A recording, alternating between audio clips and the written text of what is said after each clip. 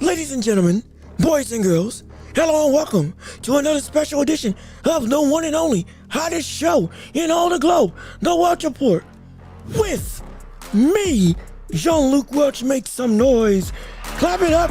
Get excited. Oh, yes, indeed. Wherever you are, we are back with another action-packed show for you today. As you can see, we got stuff working again. Hey, ho. No longer got to be a sideline reporter. I'm right here with you in the venues, or rather in the freeness of movement, because I got my mic working again. Everything is hunky-dory. Everything is looking up for the Welch Report and me, Jean-Luc Welch. How you doing? Good to see you. Thank you for joining in and tuning in to the hottest show in all the globe, right here on YouTube and on every podcasting platform. We have so much to discuss in the world of boxing, more specifically, if we have time for basketball. We'll get into that as well. But the biggest thing that you have to understand, we got so much to discuss in the world of sports as a whole. And it's all thanks to you and your support that we can make this possible. We are now at 510 or 1,510 subscribers. That's right. We are still climbing the ladder. We are still moving up in the world of sports media and beyond, making this and trying to work to make this show the hottest they can be, the hottest show in the USA nerdy globe. And it's all thanks to you and your support. And please, go ahead if you would. Leave a like on the video.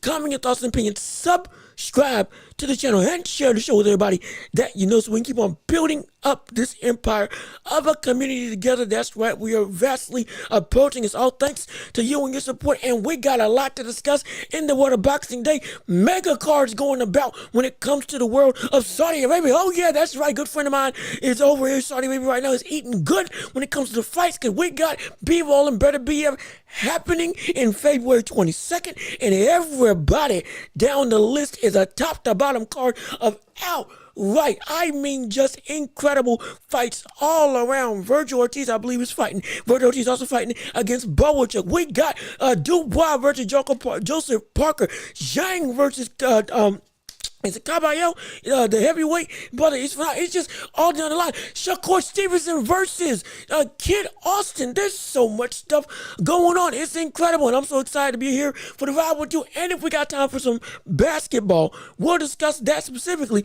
The decline, of LeBron. Oh my gosh, you're shaking everybody else up to the core. What's going on with one of our GOATs of the game? Is this truly the end of the line for LeBron James in his playing career as he continues to shoot at one point in time 0 for 20 from 3 in 4 of his last 5 games? All we got a lot to discuss in a short amount of time to do it, so thank you for tuning in. Thank you for listening, and without further ado, let's jump right in to the show, shall we? Oh, yes, indeed. And for the first topic of the day, we got to talk about boxing, and since we're talking about boxing, it is time to step into the ring. That's right. Ring the bell. Let's get it started. Round 1 underway, and before we even get to the card of boxing, we got to discuss the biggest duck of the year, arguably. Boots Ennis will not fight Virgil Ortiz. My gosh, are you kidding me? We got some issues going on. We got some problems. You're doggone right, we got problems. Oh, we got comments. Justin, what's up? How you doing? Thanks for joining in and tuning on. So, Alex, brother, yo, Alex Rucker. Oh, I ain't seen you in forever and a day. How you been doing? Glad you joined the show. Hopefully, you'll be entertained. Hopefully, you left a like. You left a like on this thing, brother. Yeah, I know where you are. I know what you're doing. I will sabotage all your plans, Alex, if you don't give a like and you don't share it with everybody. Doggone it, I will ruin all of your aspirations in a heartbeat. I got goons. You better do what I tell you. I'm kidding. I'm just messing. Not really, but I'm just messing. I'm kidding, Alex. I'm kidding. But appreciate your brother joining the show. Thanks so much. I appreciate it. Oh boy, but it is. We got so much to discuss. And again, Boots. First topic of the day, as you see on the title card and on the title, brother, Boots ducked Ortiz.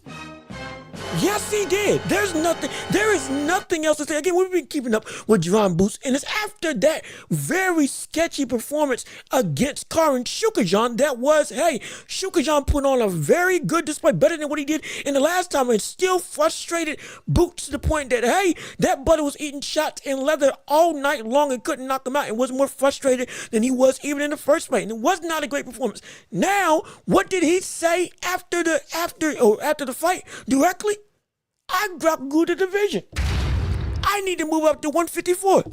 I'm ready to take on the biggest challenges available. Well, what in the world is happening where you're not doing it? See, this is the problem. We're looking at a man, the brother is set to be great, but he isn't taking the steps. He legitimately, you said yourself that the reason why you couldn't perform at your best was because you were weight drained. Now, what happens? Let's go down the timeline, shall we? Karin Shukajan fight.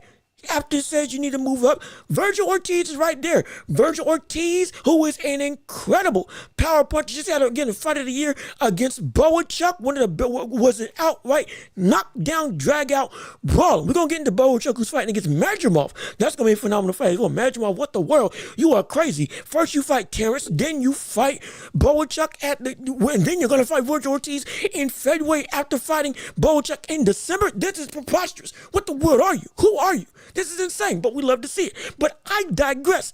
Boots, you went. Ortiz was right there. The main meal ticket to Terrence Crawford was right in your line of view that you said that you wanted to do. And what happens? Brother, you go out of your way and you do nothing.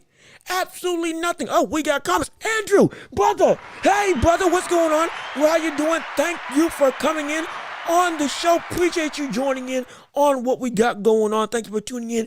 And hey, taking time out your day. We started late because had some technical issues, had some software struggles and troubles. It was audio and video were terrible. But now we're working. We're good. Normally we post at 12 o'clock. We're here 12 o'clock Tuesdays and Thursdays, going through the world of the NBA and through the world of boxing.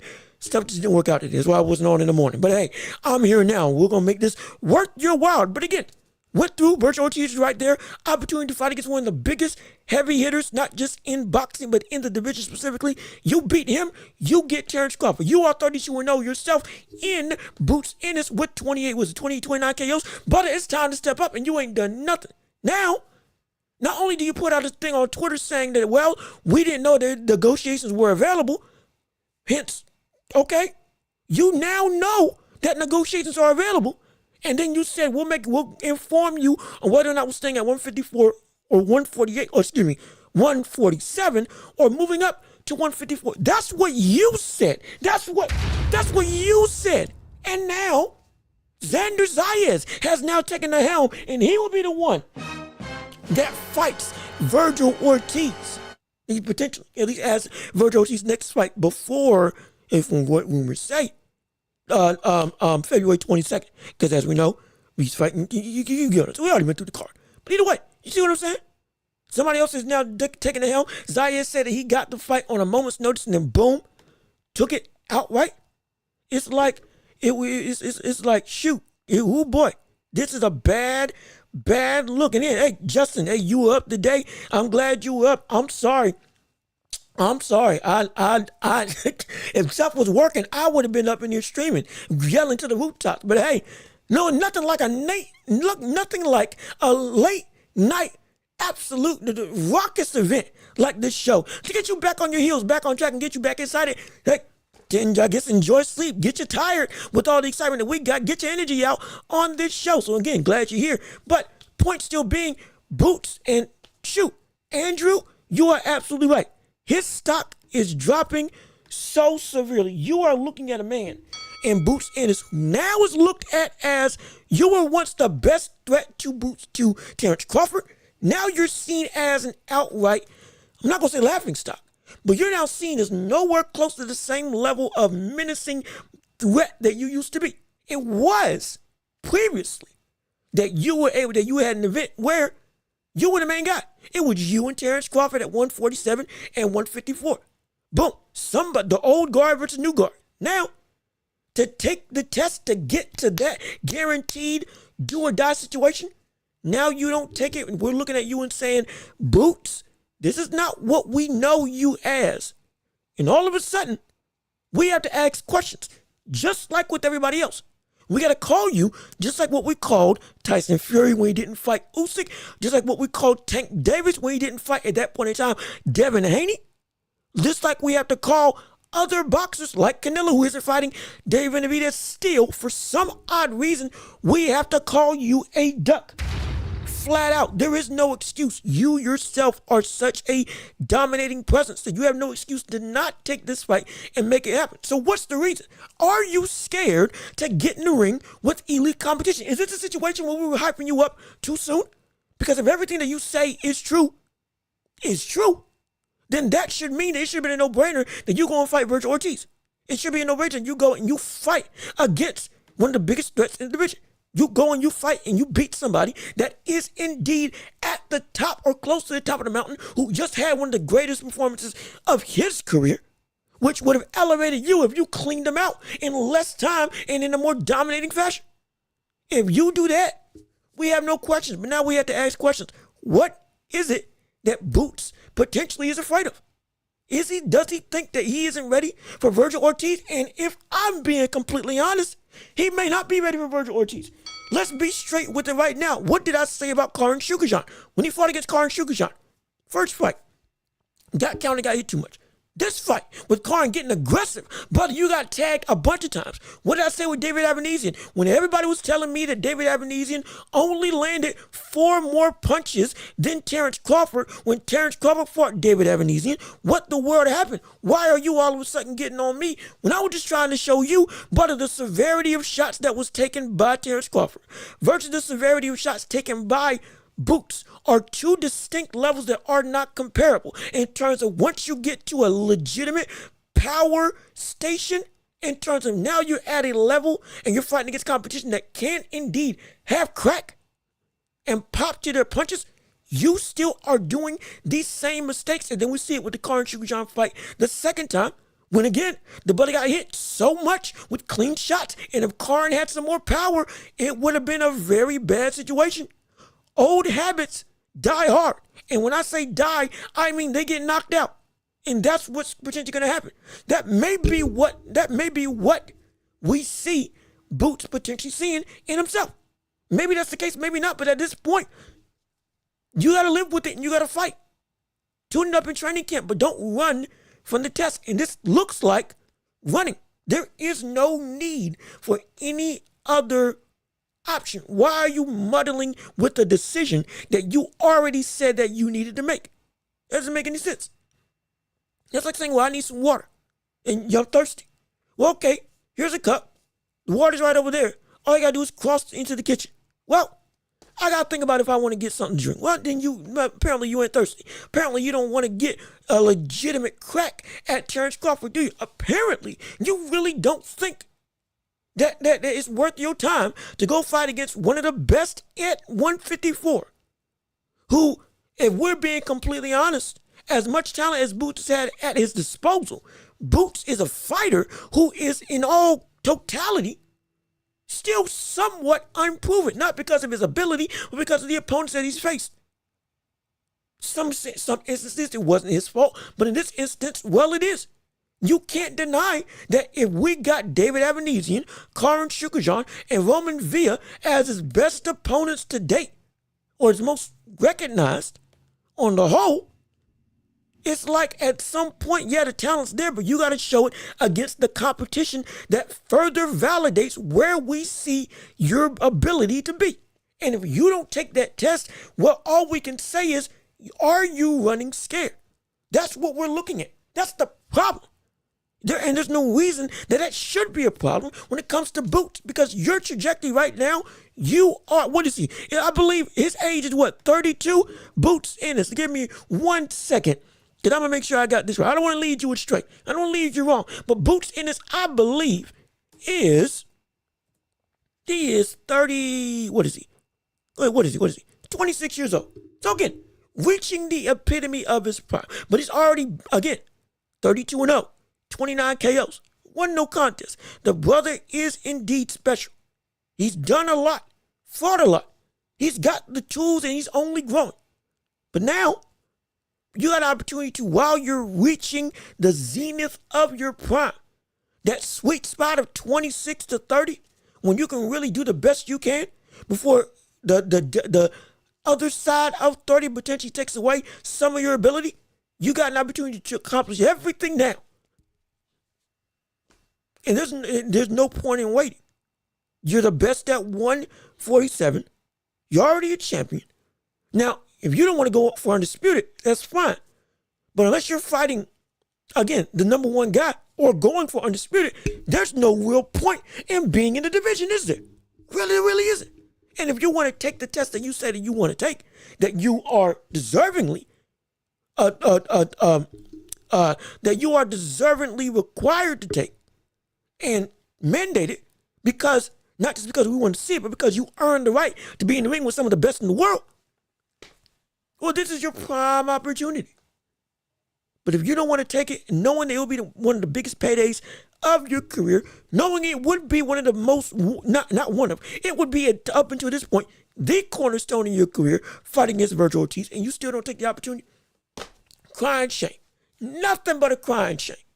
And it's a testament to now, all that talk about legacy, all that talk about Terrence Crawford, all that talk that you had about being the man to take over boxing, and all that talk we were saying about you as the man to indeed take over boxing, to be one of the best in the world, to be top 5 pound for pound, to be potentially an undisputed champion, following in the footsteps of Terrence Crawford, having the athletic ability of an anomaly.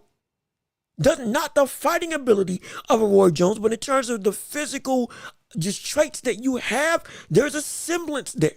There's a slight semblance there. You move different than everybody else. You punch different than everybody else. Your reaction time, your ability, and your just athletic capability is different from everybody else in the division. Nay, in boxing, that's just the truth of the matter. And because of that, you need to use that and go and fight the people that can make you show the best that you have at your disposal. And if you don't do it, that's just a problem. That's the whole problem. And you're ruining your own career. Because like Andrew said, your stock is dropping if you're boots. Your cachet is dropping if you're not. Yeah, Andrew. Yeah, I got it right, Andrew. We aren't good. We're going to start not caring. Because at some point in time, you've got to take those tests and then stay at that high level. Up until this point, cool. We were cool with it.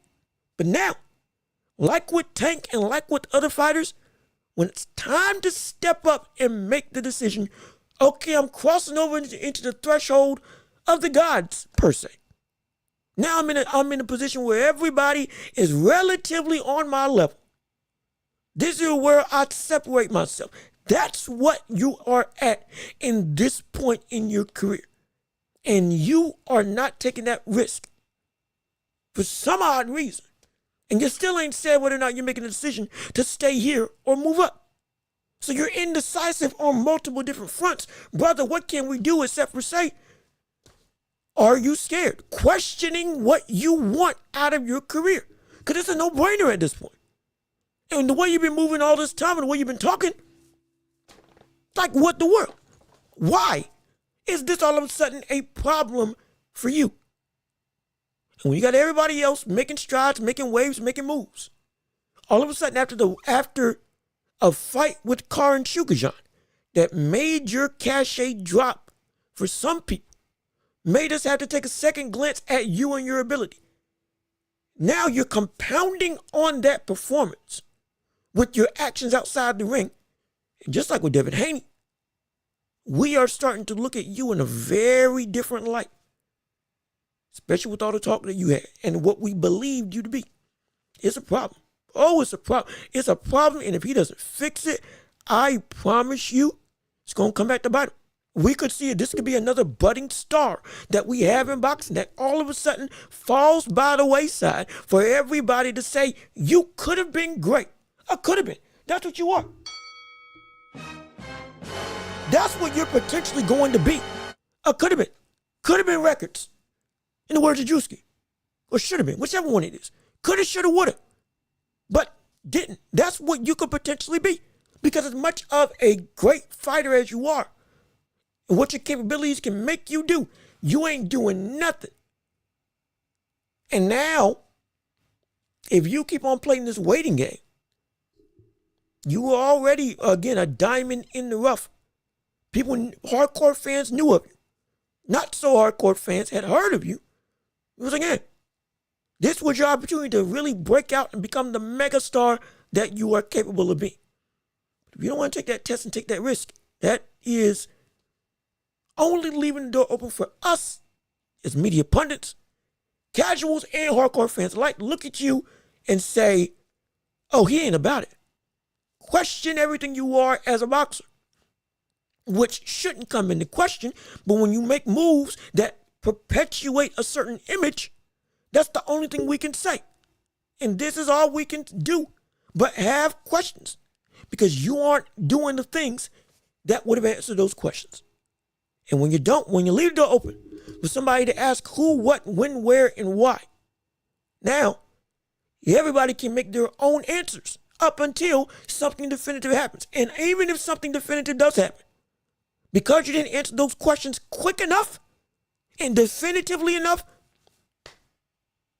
it's going to be something it's going to be a constant issue that you have to fight off and ask. It's a crying shame. It's terrible. It's horrible. And I hope that eventually we see this brother do what he's supposed to do.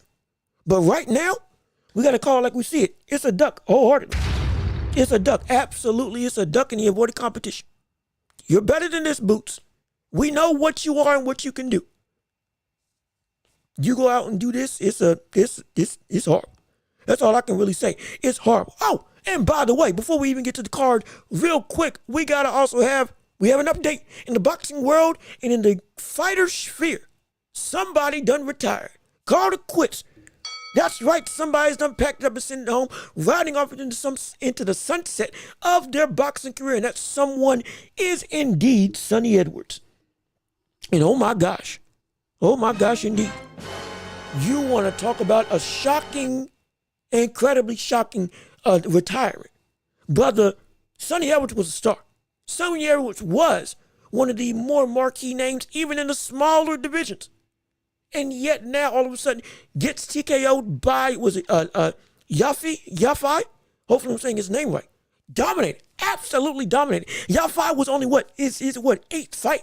seven KOs in 8 fights. With this win, dominated somebody in Sonny Edwards who was indeed the best in the world at that division at one point in time before Ben Rodriguez came in and absolutely decimated him, beat him up, and got him out of there. Now, gets beaten in more dominating fashion against Yafai. We're looking at this man and saying, did Bam destroy you? Was this because Ben Rodriguez came in and legitimately ended your career with the way that he beat you? And there's an argument that, yeah, that's exactly what happened. There's indeed an argument. We're seeing the end of Sonny Edwards because the end got ripped away from Sonny Edwards. That's exactly what happened. Let's be frank. We can credit what we're seeing now from Sonny Edwards to Bam Rodriguez, at least in my eyes. The brother was in his corner, legitimately saying, I don't want to be here right now. When asked, okay, you ready to go? Out in the ring. He and Teddy Atlas said it best. Brother, when your mind is gone, you're gone as a boxer. When your heart isn't in it, you're done. When you are finished with the desire, you're already out the door. It's just a matter of who's going to put you out. Mike Tyson, when he was later in his career, when he got knocked down and knocked out and essentially just slumped down, it was because his heart wasn't in it. He was done. Over with. Finito. Finished in the sport because he lost the love, lost the desire, didn't want to do this. His heart had left him from the sport. That's what happened to Sonny Edwards. And to a degree, it's because of what happened against Bam Rodriguez. This is why I love Bam Rodriguez, because Bam is a brother who legitimately is so good. This is a boogeyman type mentality that he's got. He's a lighthearted brother. He will come and he will fight. He will laugh. He'll have some fun. That man's a killer in every sense of the word. You want to talk about somebody that is indeed so special. Bam is that guy. Bam is out here ending careers. Bam is out here taking primes. Bam is out here beating legends. This is why Bam is pound for pound. And this is why I'm going to keep on hyping up this fight. Bam versus Inoue, it's going to happen. Lord willing. And if it does happen, I promise you that will be fight of the year. I promise you. It's going to be incredible. It's going to be phenomenal. Bam continues to show why he is the future of this sport. Regardless of him being small, he's incredible. He is the reason that we saw Sonny Edwards turn it in last night and be like, I'm done. I'm finished. There's no use for me in this sport anymore because I'm checked out. He did that. And when we recognize that somebody has the ability now to be able to take your soul as a boxer, that's something everybody can't do. That's something that people won't do. Bam. You won't even think twice about it. And again, nicest kid in the world. But Bam ruined a brother who should still be fighting right now. Only 28 years old. Again, is in the middle of his prime. But he is the reason that the catalyst of the heart being taken from a fighter happened to Sonny Edwards. He's the man that did it. The Grim Reaper. That's what he was in the world of Sonny Edwards. And it's shocking. At the same time, it's phenomenal. But now, the only thing we can say is Yafai versus Bam, that's probably the next fight that needs to be made. Because Bam knocked him out. And it was an incredible affair. Yafai got him out of there in 8 rounds, 6 rounds? And just beat him pillar to post. In almost more devastating fashion. In quicker fashion. I need to see them in the ring. Shoot. You want to talk about a war? That's a war I'd pay for. That would be phenomenal. That would be incredible. That would be stupendous for the world of boxing. And if that does happen, it's going to talk about a marquee matchup.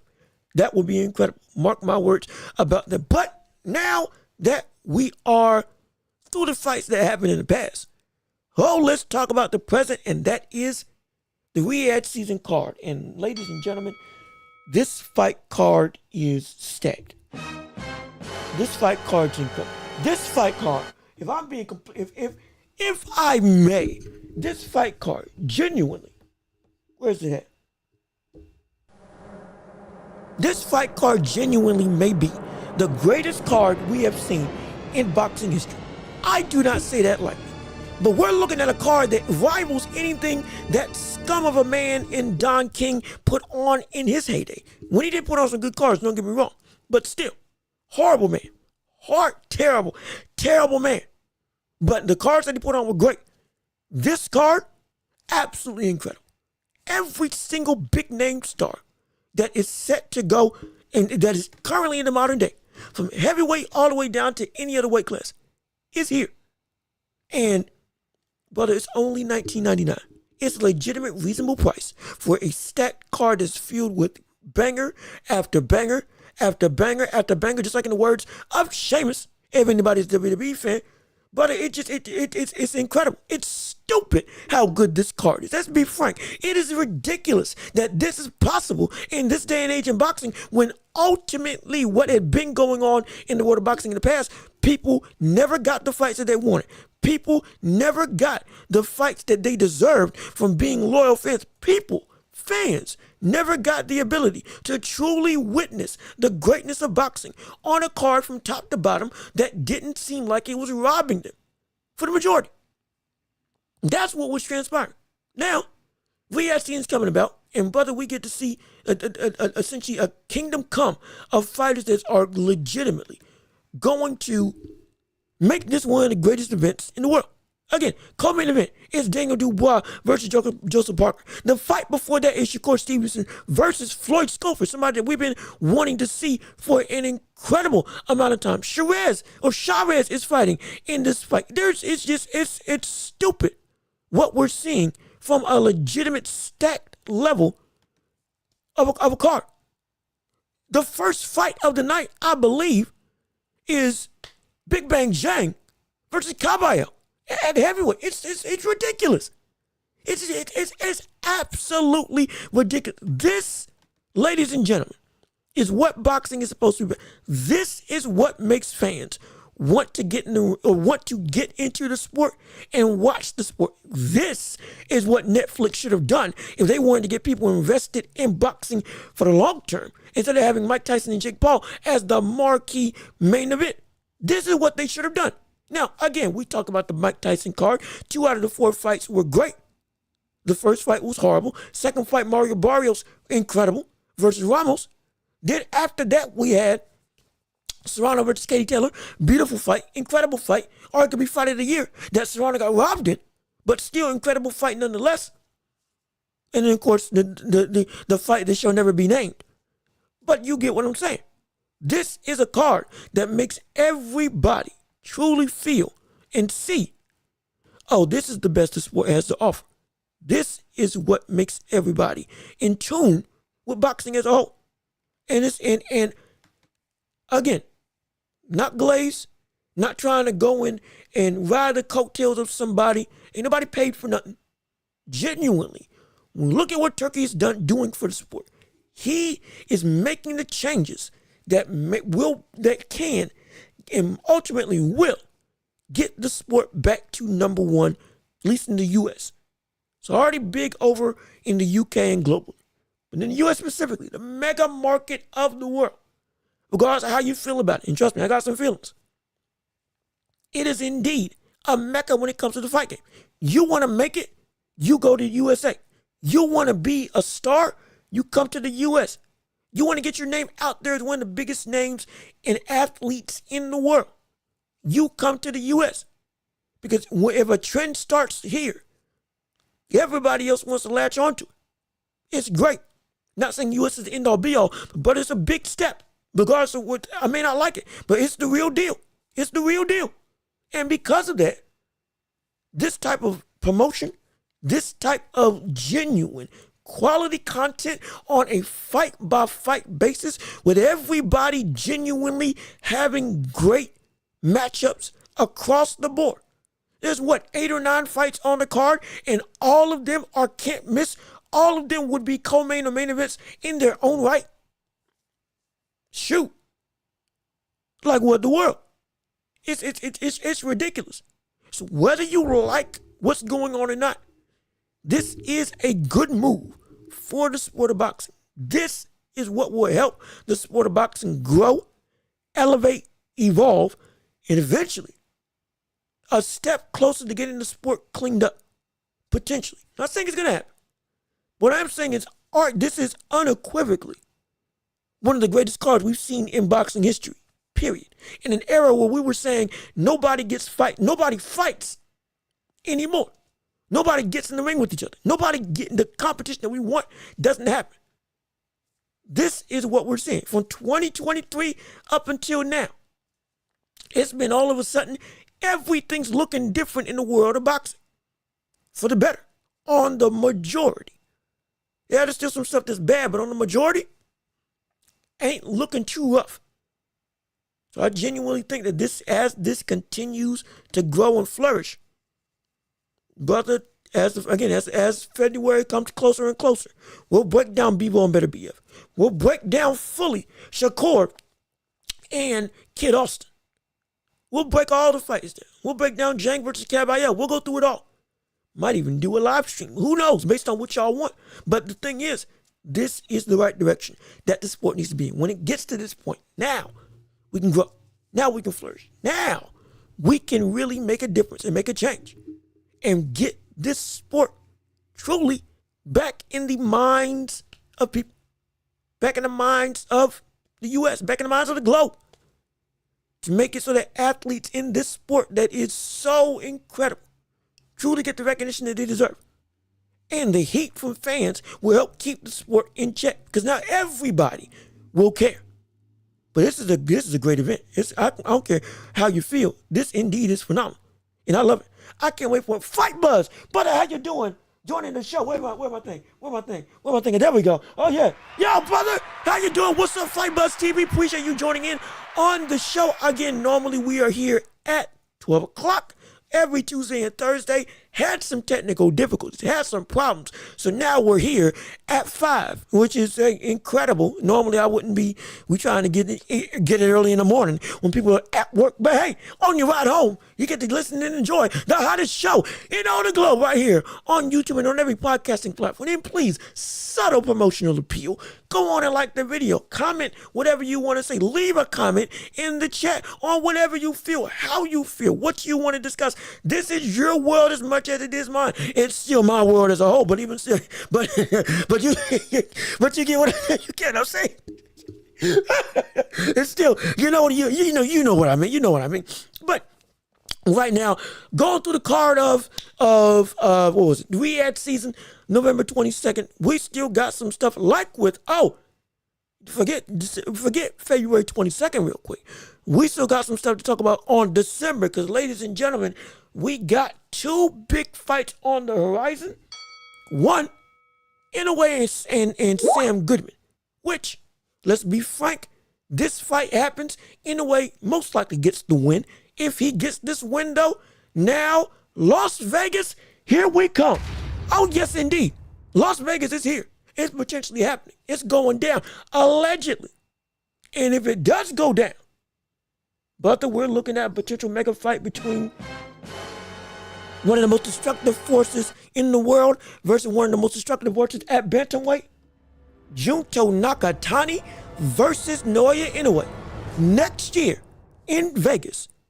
A fight that's been a dream fight of mine for a lot of hardcore fans for a number of years. And if you haven't seen Junto Nakatani, brother, you need to watch him work. There's a reason why this fight is a legitimate fight and not just a whitewash event that we say Inoue is going to win outright. Junto's a dog. Inoue is a dog in every sense of the word. Brother, if them two clash together at 122, or catch weight, maybe 121, whatever the case may be, you want to talk about fireworks blowing up across the nation. Oh gosh, I'll stay here, I won't go to sleep. Because that'll probably happen, I promise you, I probably wouldn't go to sleep. I might do a 24-hour stream, who knows? Just to get excited for that fight, because there's so much you can break down on those 2 accounts with those 2 spectacular fighters. But that's what's hinging on this performance against Sam Goodman. Which, what I think is going to happen, we'll see him knock him out. And plain and simple, get him out of it and be easy pickings, in my estimation. Now, again, not saying everything's set in stone, but the reality of the situation is, we feel, and I feel, it's going to be a pretty easy night. A very eventful night, don't get me wrong. But an easy night nonetheless. But I can't wait for it. I'm so excited. Chills down my spine. I promise you that. It's going to be a great fight. But let's see. Fight Buzz, what do you think? Let's see. You think Ben Rodriguez can potentially be in the category with Inoue or Nakatani? Well, he's already in my pound for pound. Let's say that right now. He is already in the midst of being one of the best in the world as we speak today. And I've already covered it on multiple episodes. I've said that he's the future of boxing. I've said he's one of the faces that is up and coming, even though he's a smaller division fighter. He will be the man that will help elevate this sport as a whole. He's so exciting. He's so dynamic. He blends defense and offense so fluently together. He's a switch hitter that can fight from both fronts, from both feet, both orthodox and southpaw. That uses angles that nobody else uses in the sport. It's so smart and gritty. We'll go to war with you. We'll outbox you. He's faster than you may expect and more powerful than you could ever imagine. There's so much in line with Bam when it comes to his ability to fight and conquer the world. But will he be on par with Inoue? That's another question. That's going to be a situation where he'll be in the same category. I think he's already in the same category as Inoue and Nakatani. Now, you can have a debate between him and Nakatani. Absolutely. But him and Inoue, no, there's still no comparison yet, in my estimation. And I'm high on Bam. I'm incredibly high. There's no comparison yet to where it's like, ooh-wee. It would be, as I've said before, it would be a good fight if they fought. However, at this stage right now, if they fought against each other, Inoue's knocking them out. He is. But if we wait around and we see Bam grow on the same trajectory, now, with how Inoue's taking his time moving up divisions and how rapidly we're seeing Bam Rodriguez rise up through divisions, it is not out the question. By the time that fight actively comes, when Inoue's at the best of the best, and Bam has reached the best of his best, in both of their primes, they will clash. They will clash. Oh boy. Ooh, it's gonna be incredible. It's gonna be phenomenal. It would be incredible indeed. And let's see, who do I think would be trainer of the year? That's a good question. You think it's Robert Garcia? I might have to agree with you. Because it ain't Derek James. Would have been, and then fell off a cliff. It ain't Bomac. Yeah, most likely Robert Garcia.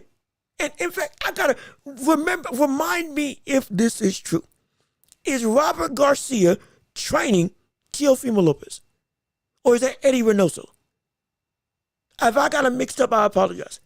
Because I know, we talked about father-son duos real quick. That's another topic as well. We talked about father-son duos, I believe, on an episode or two ago. Phenomenal conversation. We know Tio and his dad have been training. Okay. So it's Eddie Reynoso. Okay, yeah. So real quick, let me touch on this real quick. Eddie Reynoso now taking and making Teofimo Lopez his trainer after being trained under his father for the majority of his career. For all of his career up until now. This is a quality move. Now, could it backfire? Potentially. And I'll get to what. But first, let's get to the good before we get to the bad. The good about this is that now we're going to see, I think, I could be wrong. But with Eddie Reynoso helping to train Tio, we could see Tio turn into an even deadlier counterpuncher by utilizing his best ability, which is slickness and legitimate power. He's got the technical ability, he's got the footwork, got the speed, all this stuff. But I've always loved it when he's been able to counter opponents with thudding shots and force them back while not being so slick that he makes the miss, but can't make them pay nearly as effectively as he normally would. And with what we know about Canelo, again, catch and shoot, like we've talked about multiple times with him in his career. His ability to be able to potentially from Eddie get more of a not as deep. I'm not gonna say. Let me rephrase it. With him and Eddie Reynoso, if we see Eddie make him into a more compact fighter in terms of the tools that he uses, and by that I mean he doesn't lose any tools, but more so the tools to make a knockout happen and to make his power more prevalent come from the ability to, instead of being so slick, lose a little bit of slickness and use your sturdy stature to really be able to set yourself up for dominating shots. I think it can be great. Now, the bad is if we see Eddie Reynoso change him into a Canelo clone, that could be horrible for him. Because like I said, Teofimo's best defense is reaction time slipping on top of, again, power and speed and all the other things. If we see Eddie Reynoso turn him into what we see Canelo now that's a problem. Now you're taking away his best weapon. Now you're turning into a situation where you're so fervent on catching and shooting. And you become flat-footed. Now you take away one of Tio's best assets. So it could be good. It could be. But it also could backfire. Because like we've seen with AJ and other fighters, when you change your style, sometimes changing trainers, not changing your style. When you change your trainer, sometimes that changes your style. That could be for the better, like we saw against Tyson Fury when he worked with is it Emmanuel Stewart? Not Emmanuel Stewart. Shoot, what's the black brother's name? It's eluding me. Why is it eluding me? His current trainer that he trained with at Crunk Gym. They adapted his style to go and fight against Wilder, which is now his more dominant style that he's got for the entirety of his later stage career.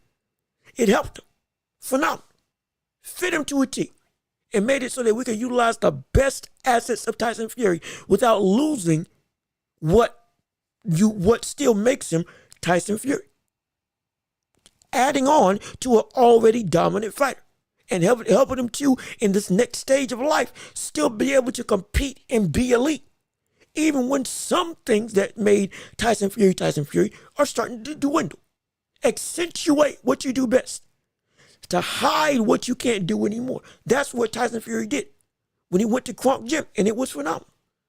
Switched trainers and made a difference. Anthony Joshua went from trainer to trainer to trainer and was looking bad, then looked good, then looked bad, then looked good. Now got knocked out. It can be a detriment. So it's a catch-22. You got to know who you are before you know who to go to. Because some people, as good of a coach as they may be, they're not good for you. Freddie Roach can't train Caleb Plant. Not because Freddie Roach ain't great, but because Caleb Plant's style isn't somebody that is going to be great for Eddie Roach's philosophy. Because, again, he showed heart, can fight on the inside, he can. But with what we know about his stamina in some cases, though, again, stamina issues were, like I said in the past, due to other fighters like Canelo and Benavidez being so dominating both in presence and in physical nature that their hits take off stamina. Understand it.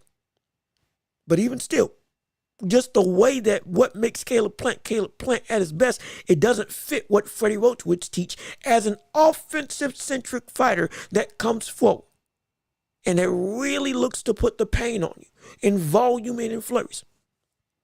So with Eddie Reynoso and T.O., it could be phenomenal. Oh, absolutely. But at the same time, it could be a detriment. Be mindful. If it works out, great. My gosh. Great day in the morning. You want to talk about Gordo 2.0. Great. Who? Everybody better be scared. Because we saw what this brother was doing just as Gordo straight up with just his father. When he fully went back into the ethos of boxing mentally. What he did against, was it Jack Catterall? I believe. That he just destroyed. Who was formerly pound for pound in the conversation and just decimated him. That T.O., the T.O. that beat Lomachenko, already great. And we already know what this brother can do. But it was combined in his last fight, 1,000 punches between him and his opponent, while still keeping up the volume for all 12 rounds. He's got the total package. But it's a matter of, will this be the better thing for him? Will it be the worst thing? Well, only time will tell. I think it's going to be good. But we'll have to wait and see. But again, that's what we got for the boxing tenure. And again, if you missed some stuff, you can go back to the top of the show. We talked about Boots Ennis. We talked about Sonny Edwards getting beat. Talked about Boots ducking Virgil Ortiz.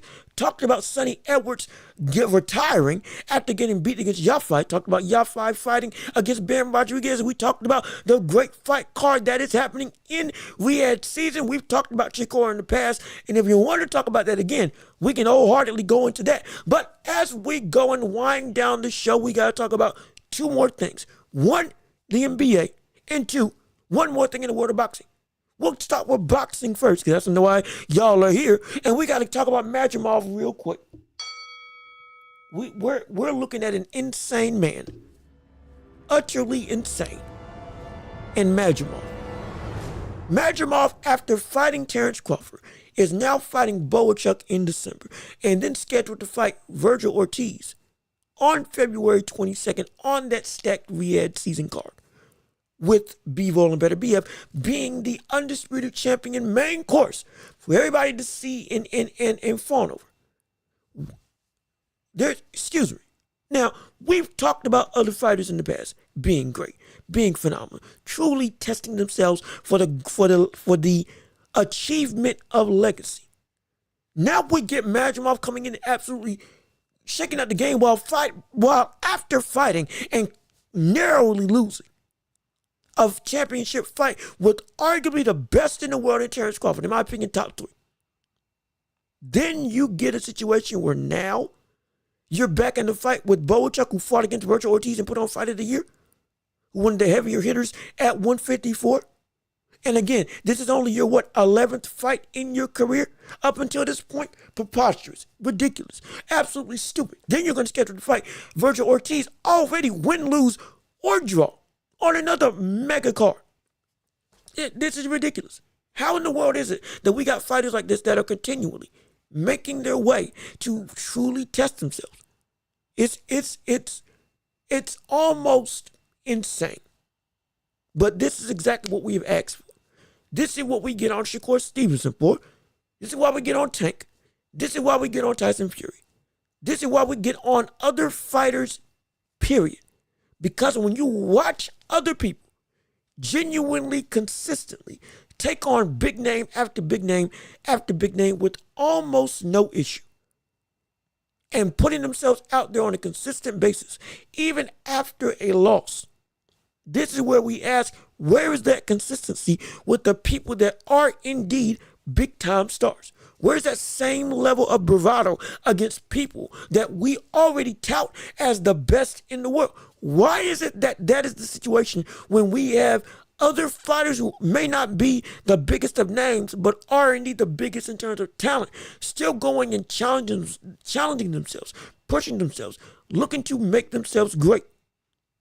Why is it that that's the case? But then on the flip side, with people that we have as the biggest stars in the sport, the biggest names in the sport, the most achieved in the sport, that have already reached the mountaintop, now they get lax when we know they could be doing so much more and still have full confidence they would retain their ability to be at the top of the mountain because of what they are as a fighter. They are incredible.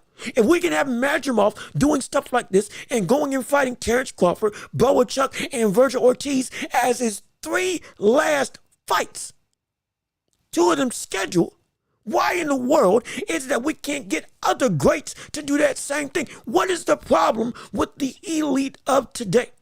That's what I want to understand. Is it that they got lax? Is it that they got lazy? Is it that they genuinely turned it in after they reached the mountaintop? I'm not saying that's everybody. Again, we have people like Anthony Joshua who fell down and continued to fight to get back up on the mountain. And continually every which way. Again, you can't say he didn't take tests. He fought Klitschko. Then he fought Usyk. Then he fought Ruiz, got beat, rematched Ruiz, beat him.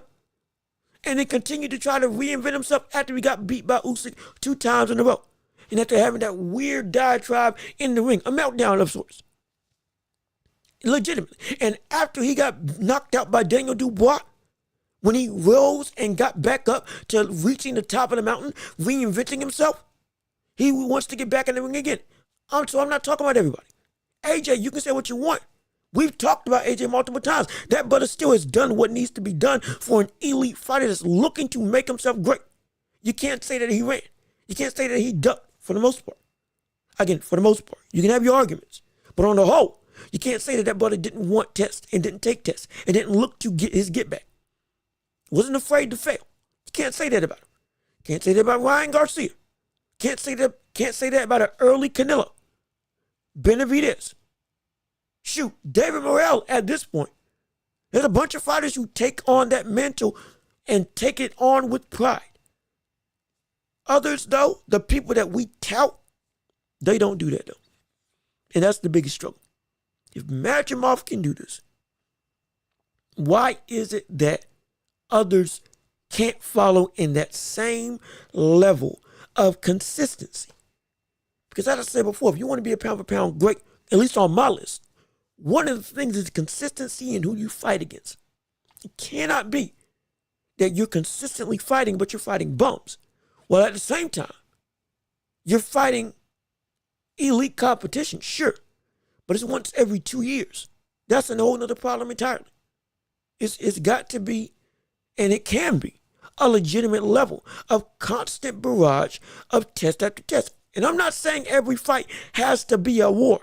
Every fight doesn't need to be a top 10, top 5, number 1 in the world type situation. No, it doesn't.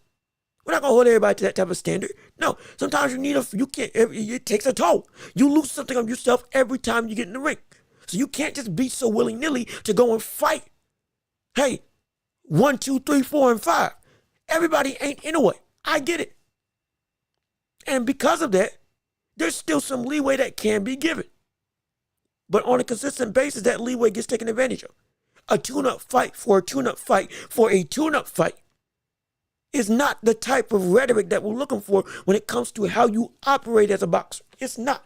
It just isn't. It's a bold-faced lie. It's a spit in the face to the sport and its fans. It's preposterous. It's ridiculous. That's not what we're talking about. But if you're taking a tune-up fight and then you take on an elite fighter, and then say you take on a top 10, top 15 guy in your division, then you take on a top 5 guy, then you take on a top 3 guy, then you take on a 12 to 15. Again, that no problem there. That's fine. That's fine. Perfectly fine. But when you do like with what Tank does, you fought Frank Martin, which was great. And now you're fighting Lamont Roach, which is terrible. Before that, you fought Hector Garcia, which again, relative to your competition, is not quality at all. Then you fought Ryan Garcia, love it. And then, but again, after Ryan Garcia, it's been up and down, up and down. And the majority of fights that you've taken, if you're Tank, have not been quality. They haven't. Frank was supposed to be the stepping stone to get you to that elite level, because I deemed Frank as a legitimately good fighter. No problem there. Great win. Never take anything away from him. It happened. I'm going to go with the whole weight drain thing and all that stuff. No. Frank was a good fighter. Frank is a good fighter. Frank Martin got knocked out by Tank. Clean. Got beat by Tank. Clean. Frank Martin was a great win for Tank Davis.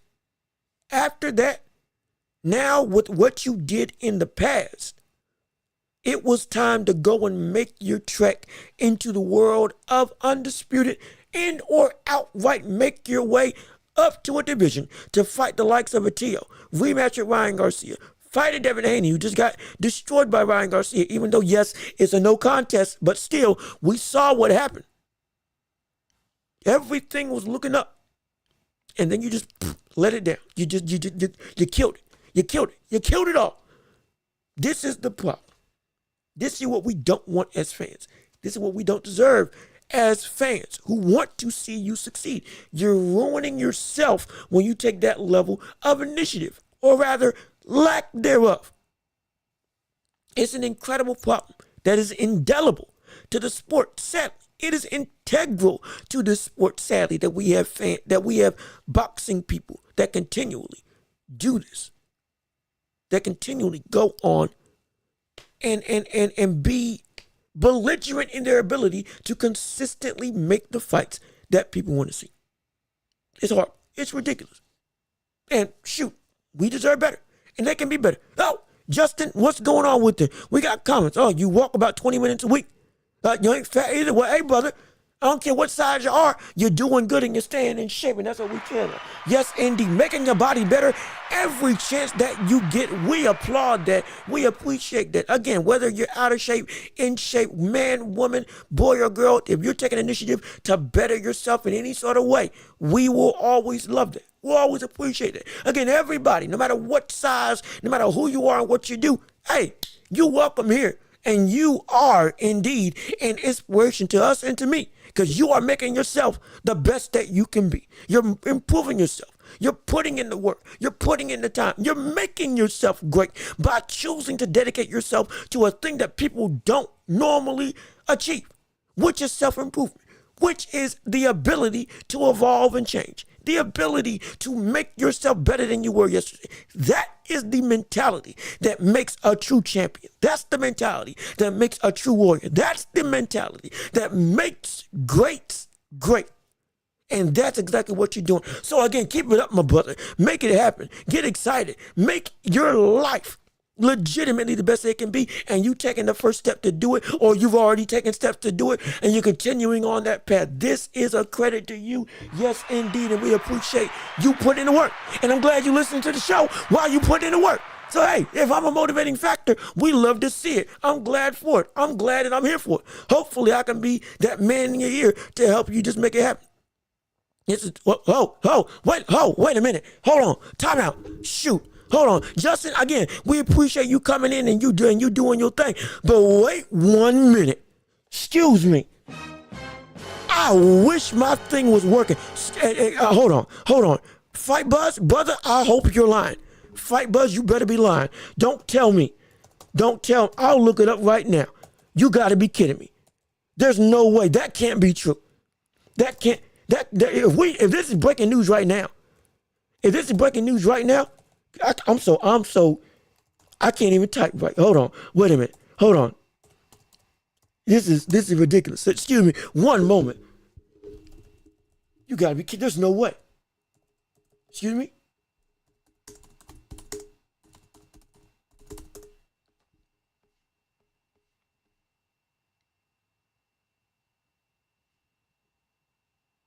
What was this? You gotta be kidding me. Is this actively happening? Where did you hear this at? I need to make sure this is right. Did Tank say that he's retiring? Let's see. Tank Davis retirement. Let's see.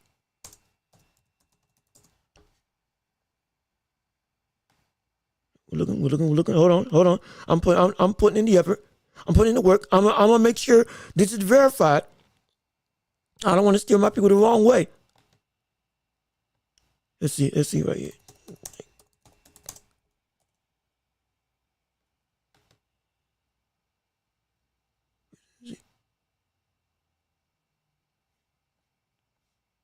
Tank Davis press conference. I'm looking. I'm not trying to stall. Genuinely, I'm trying to see this through.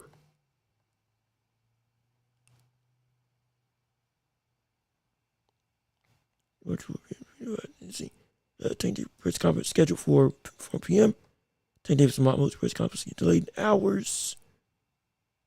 It's now 5.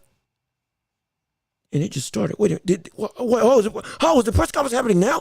Oh my gosh, wait a minute. Hold on. Fight Buzz, keep me updated. I'm trying to find it. Oh, no way. Hold on. He said this just now. Versus Welch.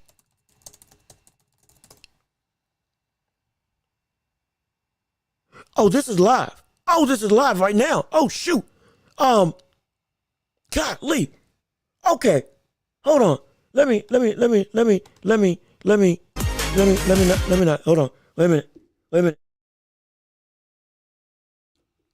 I don't want it to echo back, but you gotta be kidding me. Okay. After 20. Okay.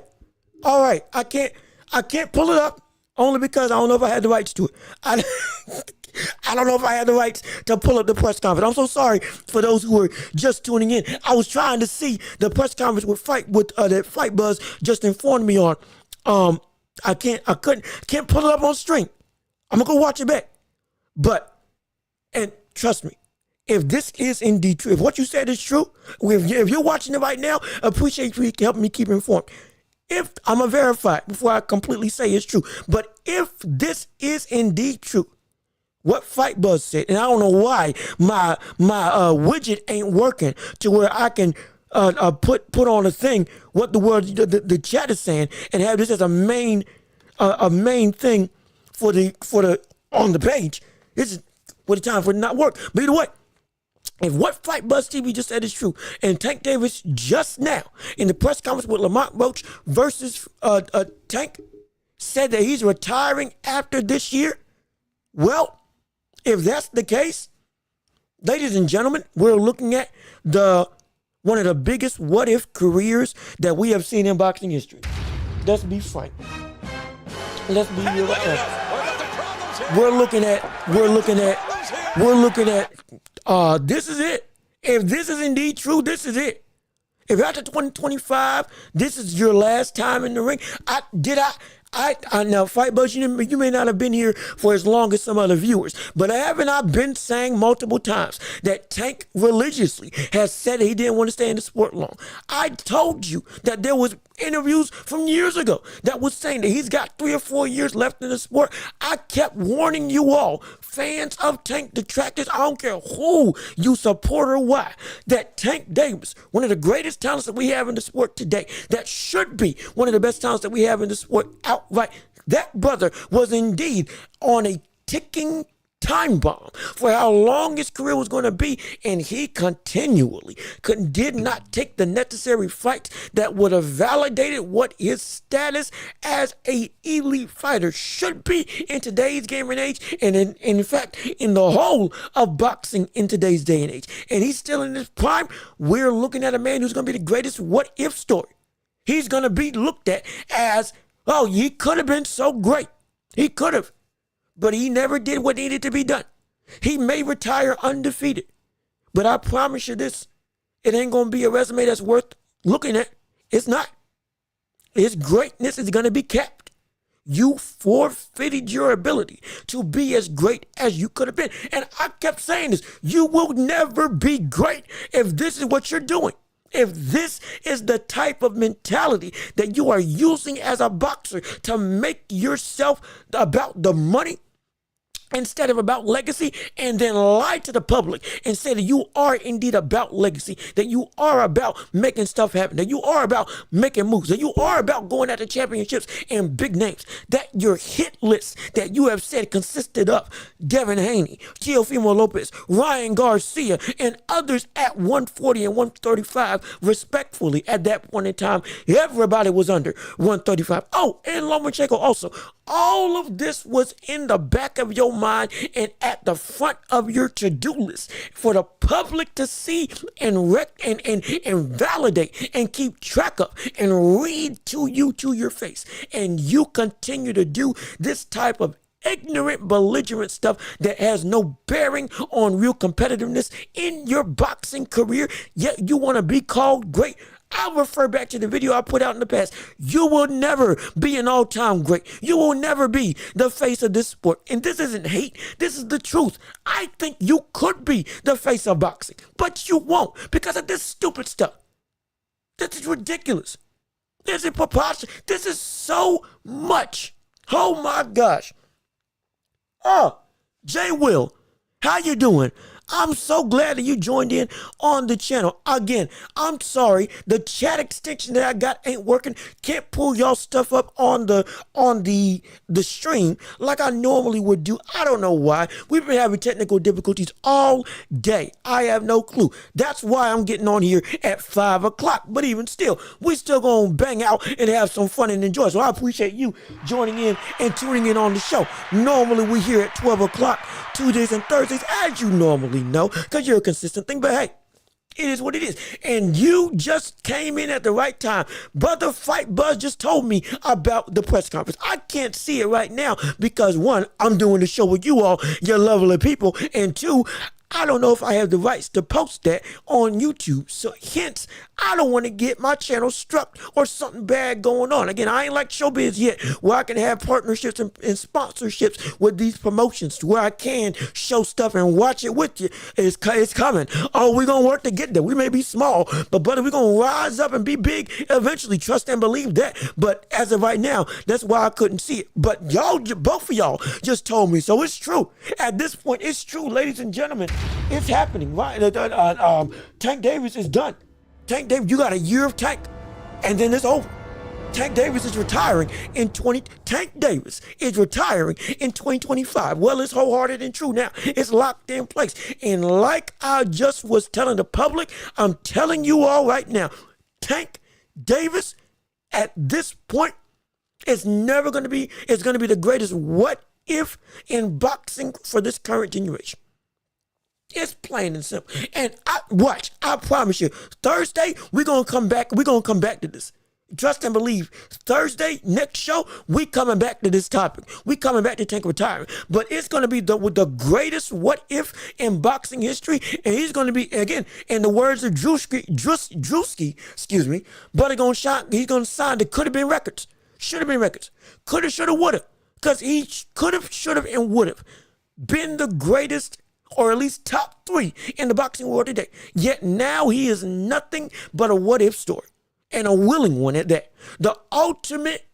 He is the ultimate example of money over legacy. The ultimate one. He was in his prime. And Jay Will, if you've been here for long, because you've been here a minute, thank you again so much. I appreciate you and your support. Haven't I said multiple times on past shows and podcasts, both before I went live and when I started going live, that Tank was not going to be in the sport for long? That he had said a couple years ago. He was going to be in the sport up until what? The 32, 33? He had 3 or 4 more years left at the time of that interview. And with the hit list and everything. And now it's coming to fruition. Every Tank fan is going to be panicking. It's going to be panicking. Because all of a sudden they look at their favorite fighter. They look at their cash cow. They look at their face of boxing. And they see, oh, wait a minute. This is it. It's coming to an end. And again, I'm a fan of Tank too. I'm not saying this to be a detractor or a hater. I'm saying that now anybody who is a fan or loved Tank is going to look at him and say, wait a minute. Hold up. This is all you've done? And you're about to call it quits? A multi-time champion, yes. A great career at the age of 22, yes. You knocked out Santa Cruz, absolutely. You knocked out Pedraza, absolutely. You beat Gamboa, absolutely. You knocked out Ryan Garcia, yeah. And then you stopped. That's it. That's all we got to look forward to. And you could have, at any given point in time, given us a fight with Tio, a fight with Devin Haney, a rematch with Ryan Garcia. You could have gone up and fought anybody at 140. You could have gone, you already fought Mario Barrios. You had the blueprint right at your disposal.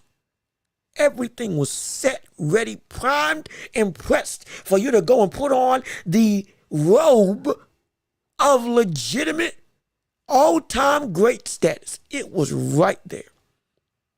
And now you are going to retire by next year, per the press conference. Which again, thank you all for tuning for helping me out, because I wasn't able to see it because can't stream it with y'all. Lest I get copyright struck, at least at this point in time.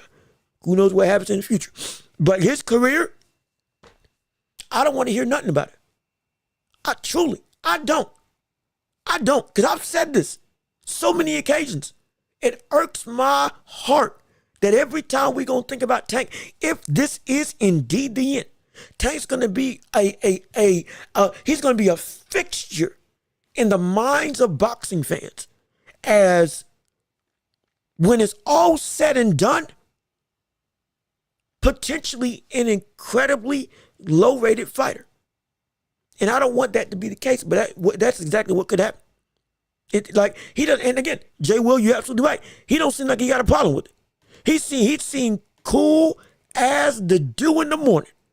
Brother seems primed and ready to be able to take on the world. Seems locked and loaded for anything that may come his way. No problem there with where he's going to be viewed in his career. But it's going to eat him up. It's going to eat him up. Okay, you want to know why? It's still going to eat him up that we're going to view him as a should have been. And his biggest career accomplishment is going to be seen as a detraction, because we're going to use it against him as you should have done more. You weren't robbed of your health. You weren't robbed of your youth. You didn't get beat and something happened that changed you. You just didn't try. When that type of rhetoric starts coming about, it's going to hurt him. It's going to hurt him bad. It's going to hurt him real bad. You know why? Because let's look at Floyd Mayweather. Floyd now still gets hurt when you say he's not the greatest of all time. Still gets irked when you say he ducked people. Still gets irked when we say you lost to Castillo, even though you beat him in the rematch dominantly. Still gets mad when we say that win against Conor McGregor for your 50th win to break Rocky Marciano's record shouldn't be really counted as a legitimate great win, because it was against a UFC fighter, which, if anything, now more than ever, if we see what Jake Paul's doing, brother, there's no way it should be counted as 50-0 as a legitimate record. Jake Paul invalidated the very thing that made Floyd Mayweather's case a big case. You think 50-0 means anything, beating a UFC fighter, and we just saw Jake Paul go through 5? It's preposterous. But I digress. He gets hurt, and he's got all the money in the world. That brother is made. Was one of the greatest businessmen in boxing history. Arguably the greatest businessman. Played the villain role to a T. And that brother still is mad at how we view him in his career. If you don't say he's number one, he's got an issue. In my opinion, he ain't top 10. You can argue 11 through 15. He's probably bottom rung of 15 if I go down the list. But even still, for my list, for you it may be different. But for me, he's high in terms of he should be an all-time great. He'll never be in nowhere close. The fact that you put him in the GOAT conversation is a spit in the face to the sport itself. It is a disrespectful take to the likes of Ali, to the likes of Joe Louis, to the likes of Joe Frazier, George Foreman, many people who have done more and done better or achieved more. Henry Armstrong is a spit in the face to him. Manny Pacquiao has a greater career than Floyd Mayweather. You can argue who's better, but who's greater is Manny Pacquiao. That's the wholehearted truth, career-wise. It is Manny Pacquiao. 8 division champion, was one of the most feared forces in boxing at one point, was undersized, the ultimate underdog for him fighting above his weight. Started at 98 pounds, 101, went to 147 and still dominated, beat Keith Thurman when Keith Thurman when Keith Thurman was at the best of his ability. When Floyd Mayweather wouldn't fight somebody like that. If we had seen the robbery of Pacquiao and Jeff Horn not happen, and Jeff Horn actually get a loss that he deserved against Pacquiao, guess what would have been the next fight? It would have been Pacquiao versus Terrence Crawford. Are you kidding me? Are you kidding me? And he was happily get ready to have that type of test. This is what we're talking about when greatness is on the line. When greatness is truly in question. When legacy means something. Everybody say that legacy don't mean nothing until it does. And now, what are we saying about Tank? You have no legacy. You have no thing. You have nothing to hang your head on. You have nothing to look at you and say, oh yeah, I want to aspire to reach or beat you. Because it ain't going to be hard to beat the greatness of Tank. It's not. It ain't going to be hard to beat Tank's greatness. 2 championships and 1 marquee fight. Yeah, you're right there. You tied him. You fight anybody in the top 10 in your division you fight the top 10 2 times in a row in your division. Boom. With 2 titles already at your disposal, you've beaten Tank's greatness already. There's no more contest. He's out of the conversation with you and him. Plain and simple. Talent, brother should have been and is still arguably top 3 in the world from a talent perspective. Minimum top 5 from his ability. That's no question. I have been saying he could make it to 147 and dominate. The brother, I could argue he could get to 154 and potentially still be competitive. He could do the same. He could do the thing that we saw Roberto Duran do when Roberto Duran was running through divisions. I think he got all the way to the light heavyweight at one point. Fight people like Iran Barkley, Tommy Hearns. Like, are you kidding me? Are you kidding me? After being arguably the greatest 130-pounder in history, the greatest lightweight that we've ever seen, moving up to 175 and dominating, winning championships all along the way, fighting all 4 kings in boxing. This is the metric of greatness. And Tank retiring at the end of 2025 will forever nix him from having that conversation. Forever. You ain't no Wilfred Benitez. You ain't no Roberto Duran. You ain't Inoue. You ain't even, shoot. Well, the way it's going right now, you ain't even Bam. You are, in the legacy scheme of boxing, you are nothing. You will never be looked at as a legitimate great in the sport from your accomplishments. Talent, you are indeed phenomenal. But do you know what makes Roy Jones Jr. the Roy Jones Jr. that we all tout? Do you know what makes people like Mike Tyson, the Tyson that we tout, Ali and others, those special few that just, it's something different about them? and then they actually achieve on the greatness that we see with that difference that they have, it's the fact that that they took the test that validated what their skill set was. We are seeing Tank. The brother is right there. See, that's the thing. That's the worst part about it. That's the worst part about Tank. Tank's greatness, to be able to get to that ethos, to that platform, to that threshold of truly being at the top of many people's list in terms of as legacy wise, not GOAT top, but like in that conversation, he is literally one phone call away. He's one phone call away. There are 5 people that he can fight right now that would have given him validation. Okay, yeah, you are legit. 5 of them. Tio, rematch Tank, rematch Ryan Garcia, Devin Haney, Lomachenko, Shakur Stevenson. Shoot, at this point, Abdullah Mason. At this point. Because Shakur is fighting Floyd Schofield. You fight Abdullah Mason, and that's at least something. That, like, you see what I'm saying? There's so much. And this fight with Lamont Roach now is potentially going to be the beginning of the end. Let me tell you something right now. Let me tell you something right now. We got a major problem. Let Tank lose. Let him lose. Let him lose this fight. Let him lose this fight. Brother, I'm not on the hate train. We want to make everybody valuable. We want to make every fighter feel legitimately great. But brother, I'm telling you right now, let Tank lose this fight with Lamont Roach. I don't care how it happens. Let him lose.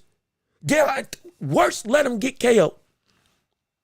Let him even have a close performance in this fight. And you want to talk about floodgates opening up. You want to talk about fraud watch is at an all-time. You want to talk about legitimately a means to the end of an era for Tank. Brother, at this stage right now, and again, we're going to talk about it on Thursday. Now that we got this whole thing, it's true. We're going to talk about it Thursday. Brother, I promise you. Let Tank lose this fight. And fraud watch will be at an all-time high. You want to talk about a means to an end for somebody who was indeed seen as the best of the best. Brother, we'll say you couldn't beat Shakur with both hands broken at that point. I'm telling you. It's going to be so bad. It's going to be so bad. And then after this fight, now, what's the excuse? We're going to break it down Thursday, but real quick, but this will be the last thing that we talk about for the boxing segment. What's the excuse? Have that, ponder that. What's the excuse now when your career is about to end? Because normally when you say your career is about to end, now, okay, yeah, you're winding down. Maybe if you're a champion, you try to stay as elite as much as possible, but then you go and now you're starting to wind down the threshold of competition that you're fighting. You get lower and lower and lower. Understandable. That is different than this. Tank, what's the excuse now? If this is your last year in the ring, this is the last time we're going to see you fight in 2024 and then 2025. Oh, excuse me. I'm sorry. If the last time that we see you fight in 2024 was Frank Martin, and in 2025 is the last time that you fight in your career, what's your excuse now with not fighting multiple times? You might as well go out with the bang. You might as well go, like they did back in the day, every single week or every month, you in the ring, defending your title or taking the title. Plain and simple. You got to speed run. It's a literal race to the finish line. What is that race going to look like for you? Or are you going to be content? Because I promise you, if you beat Lamont Roach, which we still think you will, you beat Lamont Roach and then you go and you don't do anything else. You fight another 130-pounder. You're already fighting the best 130-pounder, and we all say that's no competition at all. You go and you fight another 130-pounder. You don't even fight somebody in 135. Don't even attempt to move up to 140. Brother, what's the excuse? Literally, what's the excuse? Because there's nothing else to wait for. There's no bigger money that's going to be made. If this is the end, there's no legitimate thing that should be going on that should hold you back. Because you ain't got nothing else to lose anymore. You're about to call it quits. Essentially, you're saying that the money that you got is now enough. So there's no excuse to not make anything not happen. Everything should be a go. After March, from April to December, it should be a fight every month, and then you go in and you fighting for a title. You become undisputed within 4 months. 4 fights, 4 belts, undisputed. And then then you go and you fight at 140, and by December 30th, you become undisputed, or you attempt to become undisputed at 140. You better go out with the bang. You better go out with the bang. Boy, I'm telling you. And Franklin, brother, how you doing? Appreciate you joining in on the show.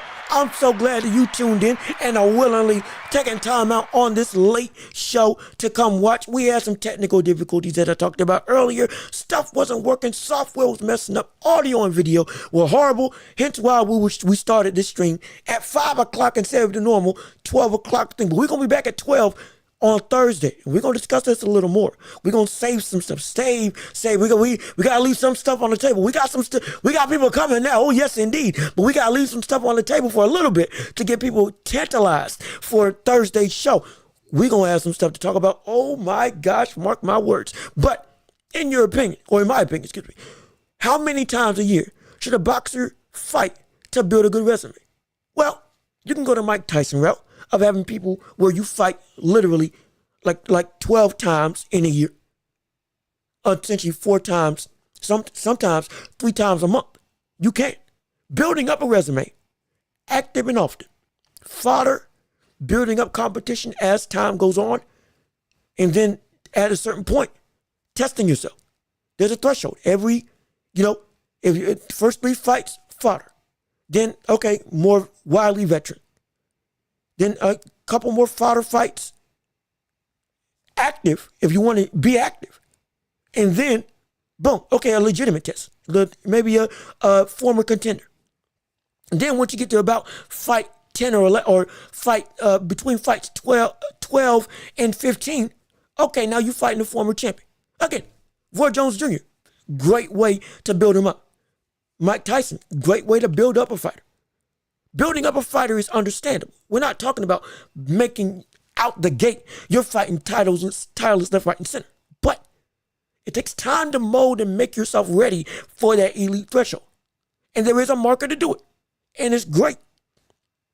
But the point is, there's a certain point where after 20 or so fights, 15 to 17, 17 fights, if we're being honest, now we're looking at, okay, real competition's got to start being more consistent.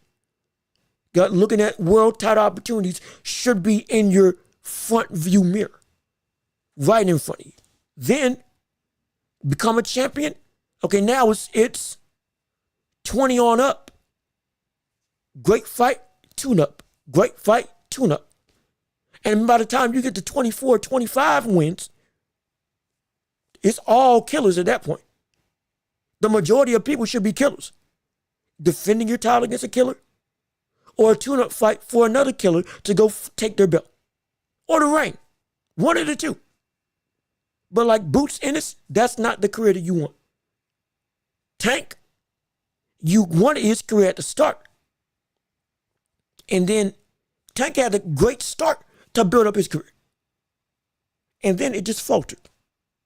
It's terrible. And then Fight Buzz, again, commenting. Crazy to me that he fought Barrios at 140. Won the title. And then fought Garcia and weight drained him. It's like, And again, he did. Ryan Garcia agreed. Garcia had a broken rib. We're not taking anything away from the rib. Context says that win has some stuff going on with it, but it's still a win. But the problem is now, there's nobody else at the division to fight. That's the main issue. Ryan Garcia was still at 135 at minimum. Now, Garcia's at 140. Haney's at 140. Teal's at 140. Sabril Matias is at 140. Richardson Hitchens is at 140. I'd be surprised if we don't see Shakur move up to 140 after this year. And so everything that you said about your greatness is no longer great if we look at the context of the entire story. Hence why, again, this channel, we want to laugh. We want to have some fun. Oh, we're going to go back and forth. We're going to conversate. We're going to have some laughs. But at the same time, we're going to do just criticism. We don't overly hate. Because building up the sport, why make somebody else look good by intentionally demeaning somebody else's career? That's preposterous. Greatness is greatness regardless of how you look at it. That's what we want to perpetuate. Everybody can be great. Hence, when they do something good, you talk about it. When there's some concerns, you talk about it objectively, regardless of what they show. Because at the end of the day, problems are problems. Holes in your game are still holes in your game. And issues are issues that somebody can exploit. And somebody got to call it out so that somebody else who is looking to see what the matchup of this fight is can get the full context of the situation. Nobody's perfect, as close as some people may be in the boxing world. Somebody has the ability to beat them. Somebody has the ability to be greater than you. Somebody has the ability to fall below their own ability. Somebody's got the ability to be a comeback story. Our job, my job, is to help you, the fans, hardcore, casual, or don't know nothing about the sport as a whole. Whether it's in basketball, whether it's in boxing, whether it's in the NFL, everything. Our job, my job, is to make it so that you are entertained, have loads of fun, but are also able to think critically, even if you don't agree with me, about what's going on in the sport. So we can tell the story of the sport the right way, regardless of who you support, regardless of whether you think a robbery is a robbery or not. The grand scheme of it all, the ebbs and flows of greatness and why greatness is important is because it tells the story that other people will read and follow. Mike Tyson is an integral part of boxing history. People want to follow Mike Tyson because they see what his story was. People wanted to beat Ali because they see what his story was. People want to be Joe Frazier, dominate like George Foreman, be an enigma like Roy Jones Jr., Pretty Boy Floyd, Money Mayweather, all of these personas and greats, they had a part in telling the story of boxing, in telling the story of a sport as a whole. But when you tell it the wrong way, adjacent to what it actually was, excuse what greatness is for the minds and for the future champions of boxing. And when the scale gets skewed, everything is never going to be weighed the same. And by that I mean, legitimately, things won't be weighed the same because the scale can't read the weight correctly. And that's where we get greatness diminished. That's where legacy gets devalued. That's where legitimate accomplishment doesn't become accomplishment. Because the context of what is happening got muddied and messed up and twisted to where what truly is greatness, because it wasn't called out correctly, or rather what truly isn't greatness. And because fake greatness wasn't called out correctly by people, that is now what legitimate greatness is. And that standard versus what should be the standard now is flipped entirely. It's flipped entirely. And what should be deemed legitimate greatness now is seen as oh, you're nothing. But this, the fake greatness, this is what we should strive to. And that hurts the sport all the way. All the way. All the way. You saw how much it hurt when Floyd Mayweather was the blueprint for fighters. Everybody was saying the sport is a bust, a bump. Nobody cared about boxing. Floyd single-handedly helped make the sport where it is now. We're getting out of the Floyd era of boxing, avoiding fighters, not fighting the best of the best, not chasing legacy, but chasing money. And we saw how abysmal that was. We just now got out of that, or getting out of that. Now, shoot, man. With Tank, you're still stuck there. And the sport's evolving back to what it should be, little by little. With Turkish Al Sheikh, with boxers like, again, Bam Rodriguez in a way, and others, David Benavidez, we're getting back to where the sport should be, on the whole. Bivol and Beterbiev. Terrence Crawford, even though we got some stuff going on, Terrence, we got some stuff in the mentality a little bit, hold on now, but on the whole, been carrying the torch like you're supposed to. This is the standard that should be. Tank is an example of the standard that was. And that standard, especially if you're not Floyd Mayweather, we will forget about you. We will. When history looks back on you, it will look back on you unfavorably. And it will eat Tank up to its core. Like it'll eat him up. And again, Franklin, you're absolutely right. Where exactly did Tank go wrong? Was it when he didn't take the Loma fight? Tank went wrong when Floyd really was skewing the trajectory of his career.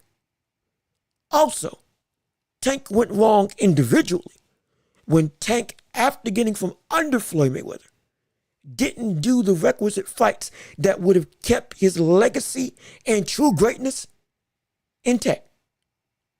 It wasn't just the Loma fight. There were plenty of opportunities. Again, like I said, he had Lomachenko, Devin Haney, Ryan Garcia, and Teofimo Lopez, all in one division. All of them. With Admiral Schofield, with Abdullah Mason on the come up. And you already fought Mario Barrios, so there was no reason why Richardson Hitchens shouldn't have been on the docket either. Sabril Matias, all of it. You had everybody at your weight class. Everybody was in front of you. There's a difference in you just didn't have anybody and you got old and there was nobody to fight. You had everybody in their prime in front of you. When Devin Haney was an undisputed champion, when Lomachenko was seen as the best boxer in the world, when Teo was seen as the upset of the year, who all of a sudden blew up on the scene after beating Lomachenko. Shocked the world. Shocked me. I was in college. I watched it in a theater.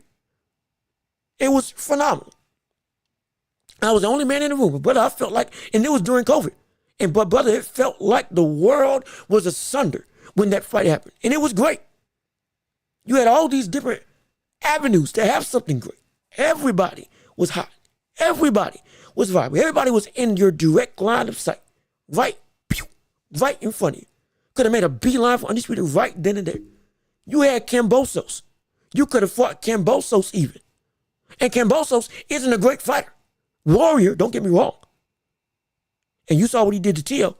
Again, the context behind Teo had literal air under his lung, which sounds weird, but legitimately could have died that very night in that ring, in the middle of the fight. Horrible, utterly scary. But still, he fought, and it was incredible. Kambosos upset Teo. You could have fought Kambosos. Boom. You just beat the man who beat Teo. Now you're right in the mix. What title do you want? Where do you want to go? Who do you want to face? Let's spin the wheel and spin the wheel, sit back, and wherever the chips fall, brother, you take that fight because you are golden in box office. And everybody is a known name now. That's where he went wrong. When he got free. He went wrong when he got free.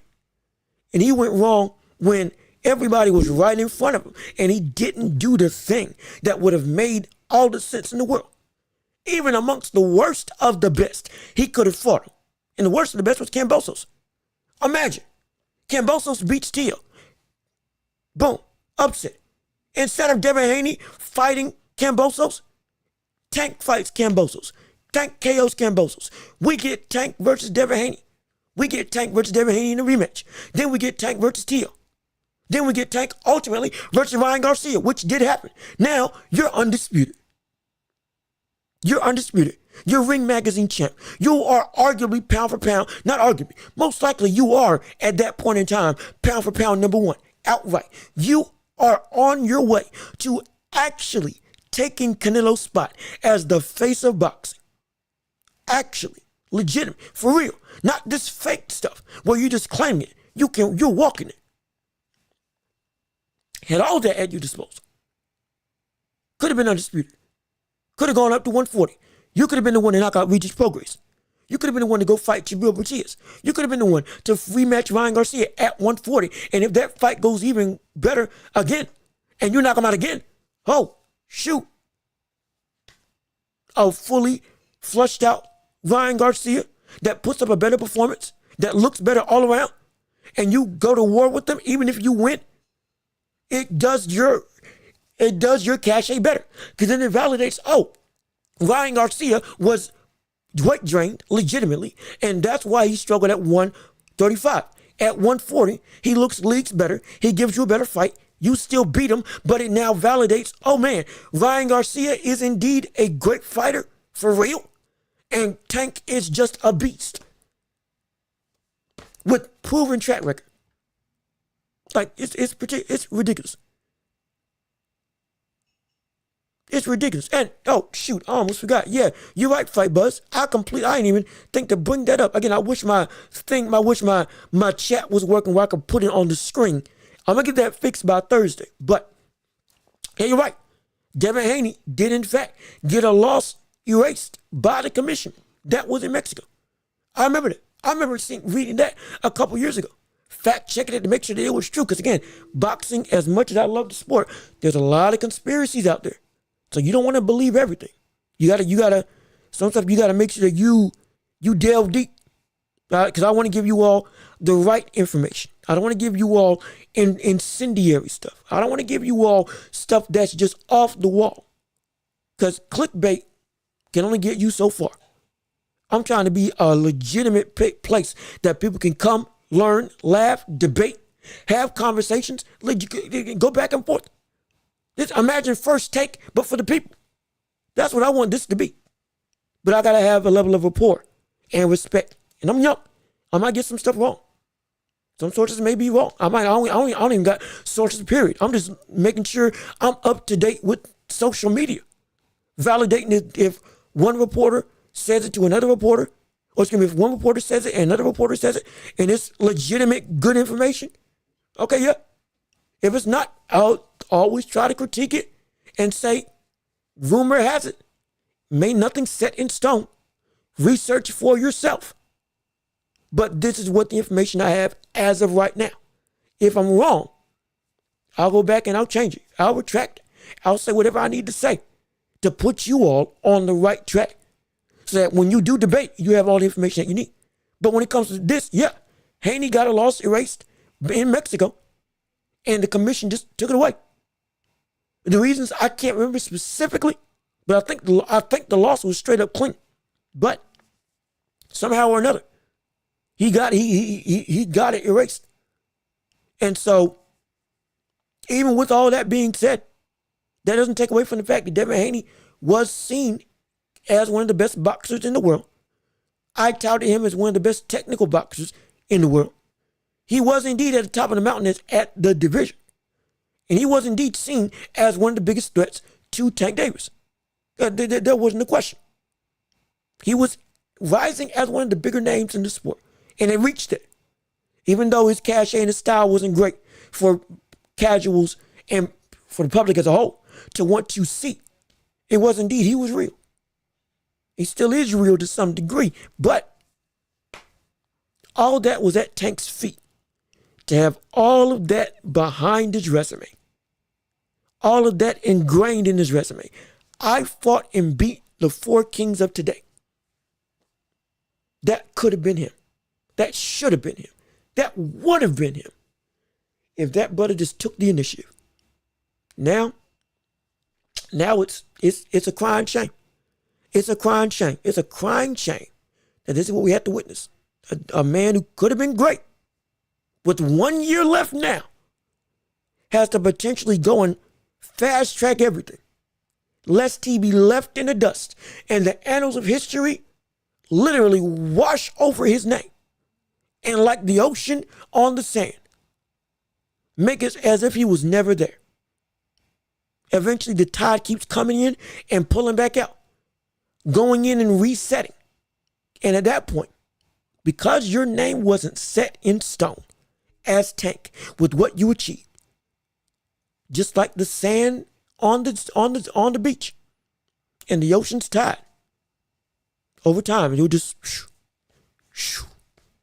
wash it away. And eventually we'll say, oh man, you remember when this used to be here? And then those remember wins get smaller and smaller and less common and less common. And the next thing you know, Tank. Who's Tank? Oh yeah, no, he was good, but he didn't fight nobody. He didn't do anything. I mean, is he really, you touting him up? Is he really, he wasn't really all that. He was an attraction more than a true great. Because his talent was there, but the brother didn't do anything. Yep, Haney, which has been showing bad habits in the ring for a while now. Again, pulling his jab. Showbiz the adult and other YouTubers also did this similar, pointed that out as well. When he throws his jab, he puts his arm down consistently. It's open for the left hook. That's why I kept getting caught by Ryan Garcia. Again, the power that we thought he had at 140 against Regis Prograis actually isn't as much. Since what we saw against Ryan Garcia, if you can out muscle him, and you have the physical capabilities to not let him weight bully you and or be as big as you, in terms of if you are as big as Devin Haney, you take away half of his game plan. You can muscle Devin Haney into a fight, and when it turns into a fight, there's a problem. If Lomachenko was bigger, most likely that fight would have been more objectively his way, because he was doing work on the inside that was still affecting Devin Haney. Lomachenko, one of the smallest in the division, using physicality, was eating Haney up. It was an incredibly close fight, eating him up. And by the later half of the fight, you saw, he's giving it to him. And he's got the ability to make it so that Devin Haney can't use his length and height to get away from him. Now, take that away, neutralize that jab, which we know people can do. Both boxing experts and people that aren't as great. From the Lomachenkos to the Ryan Garcias, you can get that jab and make it null and void. One of the biggest ways to do it is with physicality. You do that, hey, he's a sitting duck at that point. And the more problems than that he shows up, both in and outside the ring, especially now mentally. Like I talked about on my short in the last show, mentally the brother, he ain't where he needs to be. And if he keeps this up, even the Devin Haney that was undisputed won't be the same. Or Devin Haney that was undisputed, rather, will never be reached again. Never be reached again. Oh, and Fight Buzz, what sports do I like? Let's see. Love football. Basketball, football, boxing. Those are my three. Those are the three biggest ones I love. Basketball, Spurs fan, not from San Antonio, but I love San Antonio, love the era of Tim Duncan. They play basketball the right way, and legitimately the ball movement and the precision and the ability to go and make basketball beautiful captivated me to want to see them. Plus, they play the way my dad taught me. So, no brainer. Got to love them. Love Greg Popovich, love Tim Duncan, Monty Ginobili, Tony Parker, Boris Diaw, even a late David Robinson, even though he was at that point in time just about out the league and got carried to a title by Tim Duncan. It was, and it was, watching him play was incredible. And then, of course, my favorite player, as you can see, the great Dr. J. Julius Erving. That man helped me get into the sport. That man right there was the main, that man right there, the main reason why I got into basketball. Artistry in the air. Oh, gosh. Absolutely sublime. It was incredible. Grace and power all wrapped into one. Greatest ABA player, and at one point in time was the best NBA player in the NBA. Period. Outright. Outright was top 3 in the history of basketball at one point in time when he was at his best. Took the league back by storm. Averaged what? In the ABA, averaged 35 and 12 in the playoffs consistently. And if he had got Moses Malone in the NBA earlier in his career, when he was in his prime, when he lost to the Trailblazers up until, again, when he actually got to Moses Malone, if he had gotten Moses Malone earlier, he would have whooped the Trailblazers. Whooped them. And then also probably won a couple more titles down the line. He was that special. He was the man that Michael Jordan made his game after. That was Jordan before Jordan. That was the coolest brother and the best brother in the NBA before Michael came and took the threshold as one of the greatest of all time. He was the blueprint. The doctor was incredible. I love him. And let's see. What's my 3 favorite fights ever? That's a good question. Shoot. That's a really good question. My three favorite fights of all time. Thriller him in Ali Frazier won when Frazier beat Ali. Frazier's my all-time favorite fighter. But objectively, that fight was one of the greatest things I've ever seen. Point blank, period. Absolutely. I mean, just grit, determination, technical ability. Contrasting styles that blended into a beautiful dance of violence, the likes of which has yet to be replicated by most in history. I'm grit, determination, artistry, power, heart, chin. It was just incredible. Just incredible. Absolutely phenomenal. That's probably my favorite. My second favorite,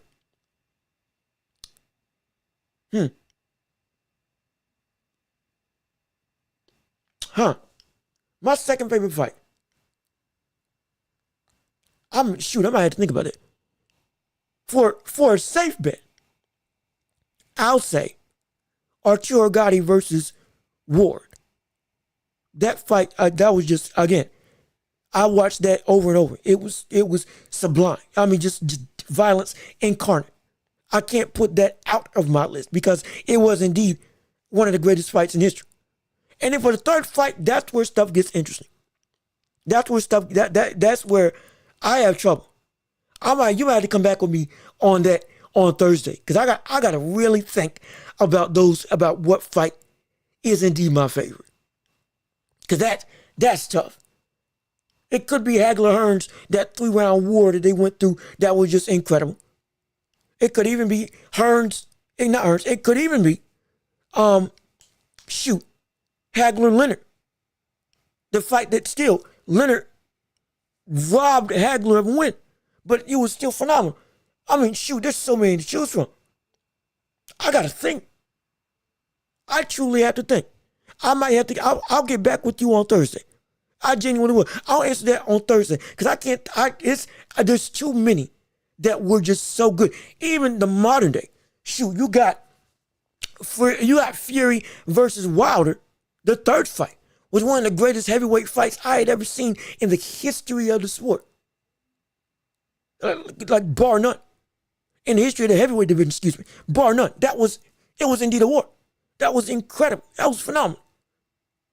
So I gotta think. I'll get back with you on Thursday. Ask me that again on Thursday. I'll get back with you on that and I'll give you a definitive answer for the third one.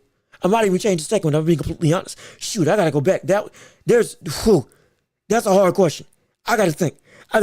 Hey, give me your thoughts on Canelo. Well, what would you like to know? Because there's a bunch of things. There's a bunch of things you can say about Canelo. All-time great. One of the greatest Mexican fighters of all time. One of the greatest fighters, period, of all time. Is somebody that is indeed still the face of the sport today. No question about it. However, with him avoiding competition, there is a cap on what his legacy will be. Forever stamped as potentially number 3 or number 2. Wait a minute. He's very hated in Mexico, where I'm from. Really? Really? Wow. Now, if you could you tell me exactly why? Because, or could you tell me why and when the narrative on Canelo changed in Mexico? Because I know from what I get, again, I'm in the U.S., what I gathered, he was beloved, he was the salt, he was the patron saint of the country, a beacon of hope for Mexico as a whole. One of the greatest ambassadors and embodiments of the culture. Everybody loved him. Genuinely was moving up the threshold of Julio Cesar Chavez in terms of getting to that pinnacle of the face of Mexico in the best way possible. He was looking like he was going to be that successor. Now, all of a sudden, it shifted. Now, I hypothesized that it was because he didn't fight David Benavidez. And continually, when that was the only fight that was even logical, he never did it. And so since he never did it, people got to a situation where, look, Benavidez is a guy that's taking the legitimate Mexican spirit, the warrior mentality that Mexico is renowned for and known for and embodies oh so much that it just seeps into, it's such a palpable feeling when you watch Mexican boxing. It's ridiculous in such a phenomenal way. It's its own entity that just encapsulates the sport as a whole. That is what people had when they looked at Canelo in terms of their perception of him. Then, now because he never fought David Benavidez, that went away. Now, is that right or is that wrong? Since you're from the area, I'd love to hear first person account. From what I can gather, that's why. Now, if Canelo fought David Benavidez, potentially all's right with the world. And win, lose, or draw, well, now more so it might be a win. He'll be a little better. But okay, let's read. He avoided Triple G for years until they eventually fought. He avoids mandatory fights, keeps calling out Juan Manuel Marquez. He keeps calling out Juan Manuel Marquez when he was first, when he was first coming up, excuse me. And didn't set, okay. So he's ruffled some feathers, hasn't he? So he's made some enemies, hasn't he? Oh, wait a minute now, hold on. Hey, we got the problems here. Oh, wait a minute. We got the problems here. So you mean to tell me that Canelo has been stepping on toes for years in the Mexican community? Wow. That is interesting. So, shoot. So this has been building up for a minute. Starting his career, disrespecting legends like Juan Manuel Marquez, consistently calling him out, which Mexican fans really didn't like. And on top of that, avoiding mandatory fights, especially in today's day and age. And then also avoiding Triple G up until he finally fought him. And on top of that, with him avoiding David Benavidez now, and with Canelo touting himself as Mexico's greatest and automatically putting Chavez there, even though, in my opinion, I completely understand why Chavez would be seen as that. But Chavez doesn't even put himself at that same threshold, though he does know he is indeed a marquee fixture in Mexican boxing. That humble aspect about him is still phenomenal. All of that is what made Canelo hated by the fan. Wow. Okay. So I'm learning something here. See, this is great. This is what a community is for. So all of that's been building up, and Benavidez was kind of like the boiling pot that finally broke the seal. And now all the water's coming out. All the popcorn's coming out the bowl. Okay. Though that makes a little more sense now. So even though he's a cash cow it's still, a lot of people are paying to see that brother lose. Wow. All right now. Shoot. My goodness. Now, the only thing I would push back on, though, again, you're from the area, I completely understand that this is the first-hand account. This is where you're from. I will completely take it. The only thing I will say, though, when he fought Triple G, in my opinion, I thought it was still, one, in Triple G's relative prime. Two, when Triple G was still seen as a boogeyman for the whole of boxing, especially that middleweight division, was solidified as one of the most destructive middleweights in history. Again, along the lines of a Marvin Hagler in terms of just sheer dominance. And he was seen as one of the best in the world at that point in time for both of those fights. So when he did take it eventually, it was like, okay, I thought that was still valid. And I thought those two were great. That third one, no. That third one was a laughingstock. That third fight was a no contest with Triple G, absolutely. But those first two, at the point in time when he fought Triple G, I thought that was deemed as, hey, you're fighting a destructive force at their prime, who is seen as one of the best in the world, arguably pound for pound in a lot of people's eyes. You fight him, and you beat him once, you beat him twice. Both wins are indeed highly skeptical in terms of who you think won. I thought Gennady at least won one of them, but even still, you faced off against a man who was avoided by a lot of people twice. Like, most people didn't fight Triple G. So on that front, I got to give Canelo some credit. I think that win, or rather those fights, regardless of what you think is a win or loss, taking that fight, I thought I can see that's valid. That's cool. That's good. That is a legitimate notch in the legacy of Canelo that nobody can take away. That is legitimate for what I gathered when I was watching. So I thought that was real. Everything else after that, I completely understand. I completely understand. Absolutely. Absolutely. For everything I've said about Canelo legitimately taking risk early in his career, doing what you need to do as a boxer for legacy early in his career, I'll say that all of that is still true. But avoiding mandatories and everything you also talked about, that is still part of the context of the story. And because of that, oh boy, you want to talk about a legitimate reason to say that this man's threshold is capped and he can't achieve where he's already putting himself at. And so, again, for me, I think he's of that ilk of being in the conversation for one of the best in Mexican history and one of the best in boxing as a whole. Because there's not many people that can beat Canelo, objectively. Like, regardless of how anybody feels about him, myself included, there are not many people that can beat Canelo. It is incredibly hard.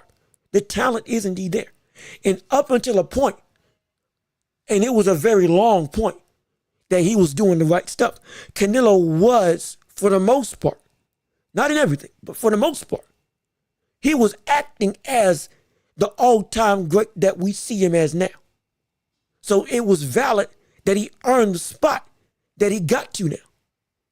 But even with all that, small stuff of avoiding stuff, skirting around certain fights up until somebody had just started declining just a little bit, and especially now with him not fighting people like David Benavidez and others, yeah, it's a problem. Yeah, it's a problem. It's a major problem. I already agree with that. So there's a reason why people are turning to Benavidez and turning on Canelo, especially now. There's been a lot of deep-seated fodder that people don't know down in Mexico that is all that's bubbling up. And brother, some people, more than you would think, praying on that brother's downfall. They really, truly are. Some people, when he lost to Bivol, that was the best thing for him. When he lost to Floyd, that was the best thing for him. That's what some people were saying. Yeah, this is great. And so it's like, I'm telling you, Canelo, every time more and more and more, you're doing stuff to hurt your legacy. And I hate it. Because you should and can be better than this. But let's see, I agree with you. But Chavez, Marquez, Morales, and all the greats were for the people, not Canelo. Very serious and gives great interviews to Americans, but to Mexico, he's always looks really. See, this is a side. See, this is a side that I didn't know about. Wow. So we are literally looking at Canelo, and it's a different world in the U.S. versus what he's perpetuated as in Mexico, and what he pushes himself as in Mexico. Huh. So Viva Mexico and all that stuff, he's still about it, but it's to a point, if I'm reading this correctly. It's not a facade, but it's not really who he is. And if we go watch him in Mexico with interviews and conversations amongst the actual people, not in the U.S., now the Canelo that we all see as the money, the cash cow, the face of the sport in terms of the biggest name, which all is still valid, that isn't the Canelo that actually is. And what his people that he's supposed to be for and be about, that's not what they experience. Wow, that is interesting. That is so interesting. My gosh, that's incredible. But again, it just goes to show, with anybody, within all these greats, look to them for inspiration. Look to them for, hey, I want to achieve what you've achieved to. Be in awe of their work ethic, but don't put them as idols for you. Because every time, all your heroes are never truly the heroes that you may expect them to be. You put them on a pedestal, they will in some way, shape, or form let you down, more likely than not. I'm not saying this as a means to fearmonger or say, oh yeah, everybody's bad. No. But if you put somebody on a pedestal too high, when they fall to what your aspirations were, now you can't appreciate them anymore, even for what they actually are. Because, hey, when they get exposed, the true them comes out. You may not like the true them. So have heroes, sure, absolutely. But hold everybody that you hold in respect in a certain respect. Laud them for what they've done, what they're doing, what they've achieved, and the great things that they do. But don't make them an idol for who you are. Because when they let you down, now, some people, they get lost. Some people, I can't believe it. Some people, oh my gosh, how could he do this to me? You don't want that to happen. Not saying that, again, not saying Fight Buzz, that's what you've done. Or other people around you, or anybody that's watching now has done. But it is a telltale sign or a telltale warning to people. This is why I don't have people, in terms of fans of Tank, fans of whoever, Canelo, Benavidez, don't matter who. I love everybody as a fighter. I respect everybody as a person. But I don't put you to the point that I'm fanboying to that degree, to where now who they are is a fixture that cannot be undone. Because everybody is human. Nobody's perfect. Everybody can and will fall, myself included, yourself included, everybody here. Not because you're not good people, but because you're people, plain and simple. And because we're all people, we will do what people do, which is mess up in more ways than one, in unexpected ways in some situations. So it's a warning. It can be a warning. Have your heroes and love them, but don't hold them as the end all be all. And that's the right, in my opinion, the right way to approach it. And again, Fight Buzz, he's 50-50 in Mexico. Chavez, and okay, so it's a 50-50 split. Half the country loves him, half the country hates him. But unlike with like Morales, Marquez, Chavez, Salvador Sanchez, Carlos Monzon, and other greats of the past, it's a situation where, yeah, it's all love with them. And with Canelo, it's only somewhat. Okay, This is a great learning. You know what? Appreciate it. Thank you. You taught me something. You taught me and everybody else something about the landscape of boxing. I appreciate it, Fight Buzz. You helped me out a lot, really. You made me a better fan, a smarter fan, a more in-tune fan in the landscape of boxing. This helped me out a lot. Truly, I really do appreciate it. But sadly, we got to move on a little bit because we're running in on 2 hours and 8 minutes, and some people, hey, they got to go, and I got to eat. So you get what I'm saying? So real quickly, because I did say I would talk about it. If you leave, I understand. If you stay because you're into the NBA, boom, this is the place for you. We're going to do this in 5 minutes. That's all we got. And so we're going to make it happen.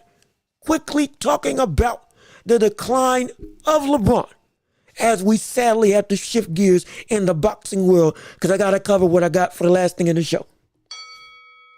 The brother is on a downward spiral. An absolute horrid trend.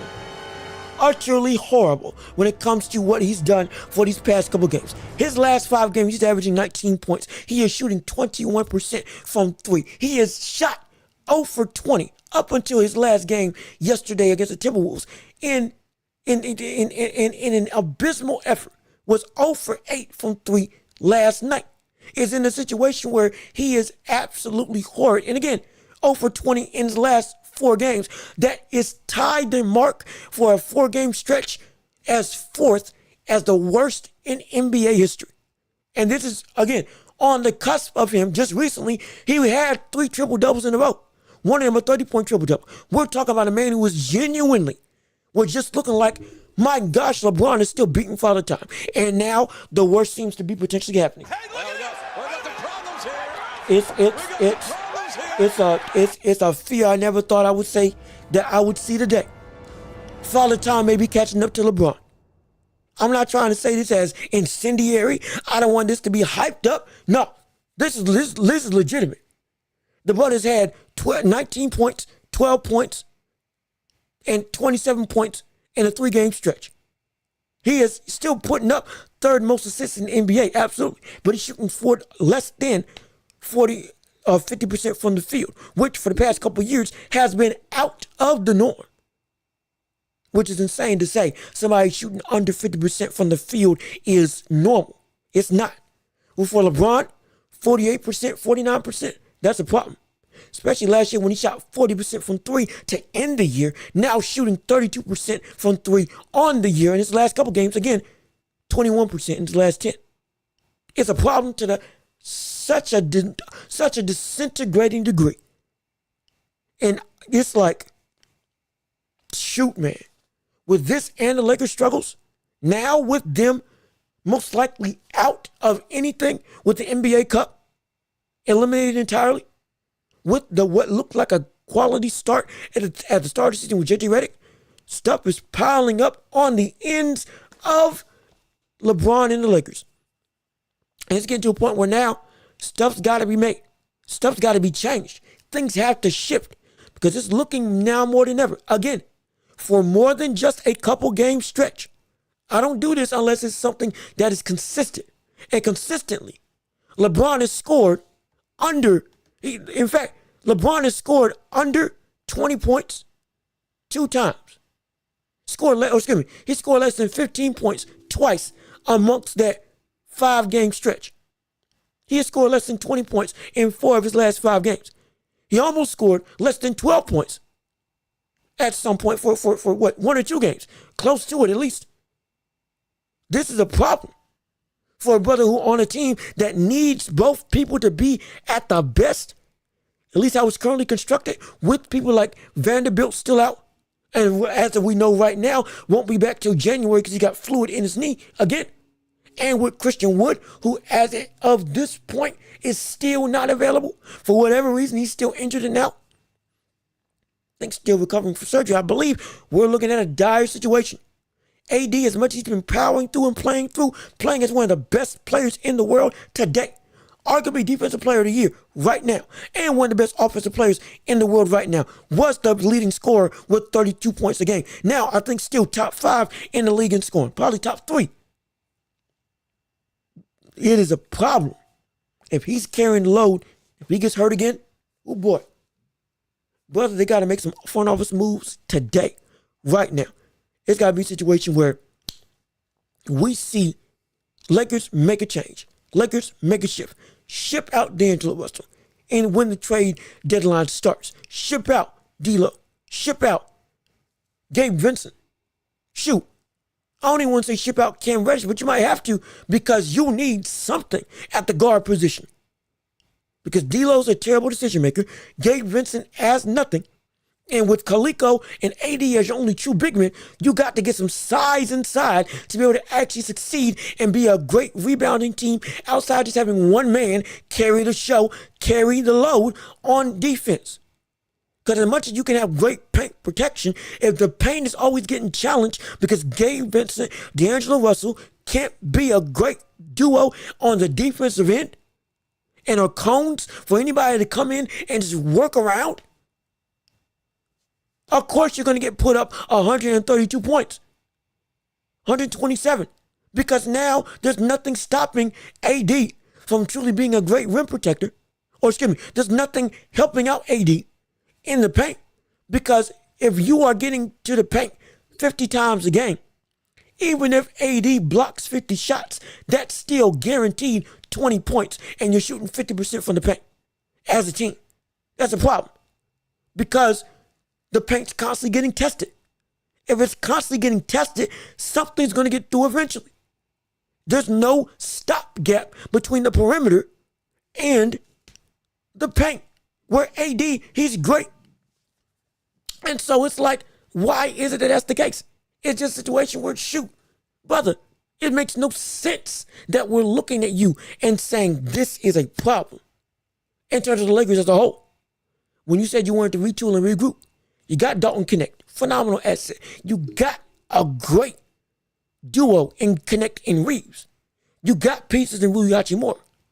But now, the signing and moves of Rob Pelinka as GM has messed up this team for the long haul. And because of that, we're seeing the effects of it. Now, you have to make a trade this season. Because if you don't, and you don't get at least a legitimate big to go and play alongside AD, or B, two guards that can legitimately defend and just have LeBron running point like we know he can do, like what got you a championship when he was running point again, and get rid of Gabe Vincent, get rid of D'Lo, potentially get rid of Cam Reddish if it means you get a legitimate great guard piece to play the point guard spot. Make the move, because if you don't, you're wasting what may be the last of LeBron's years as an NBA player as a whole. Because he said he ain't going to let the game leave him. He's going to leave the game. He's not going to embarrass the sport. And because of that, as much as I think he's the greatest of all time, we're looking at a situation where that brother is genuinely, you can't do this forever, even if you're LeBron. And he is still a championship player that can lead this team to a title or help this team get to a title, with AD leading the squad in terms of production. But it's all on Rob Pelinka now. You got one trade to make the move. If you don't, it's hard. And fight Buzz. The reason why they need to trade D'Angelo Russell is because he is a broken microwave. He will get hot. He can. We've seen it for the past couple years. One of the biggest reasons why they were able to get a win against the Nuggets during their tenure in the playoffs. The reason why they were able to get to the playoffs to a degree was because of D'Lo and his ability to get hot and spray from three.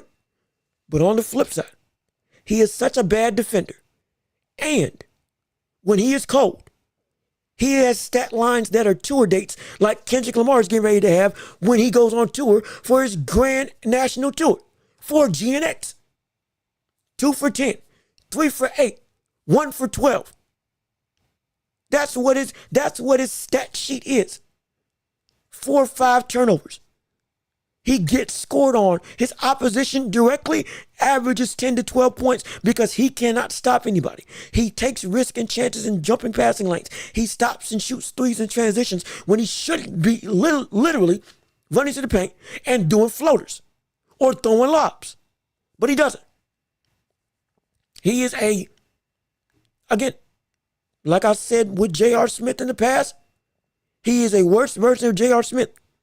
Because at least J.R. Smith was athletic and could shoot and could at least play defense because of his length. Was he 6'4", 6'5", long arms, could still move, and athletically enough to keep up with anybody, and could run the floor at minimum, and was a microwave that actually worked more often than not, though he sold in the finals on more than one occasion. That's what we're working with. That's what we're working with. And so because of that, like the world, this is D'Lo and Gabe Vincent are two harsh people. Gabe Vincent is a bum in every which way, and that brother can't do a thing except for give you a cup of water.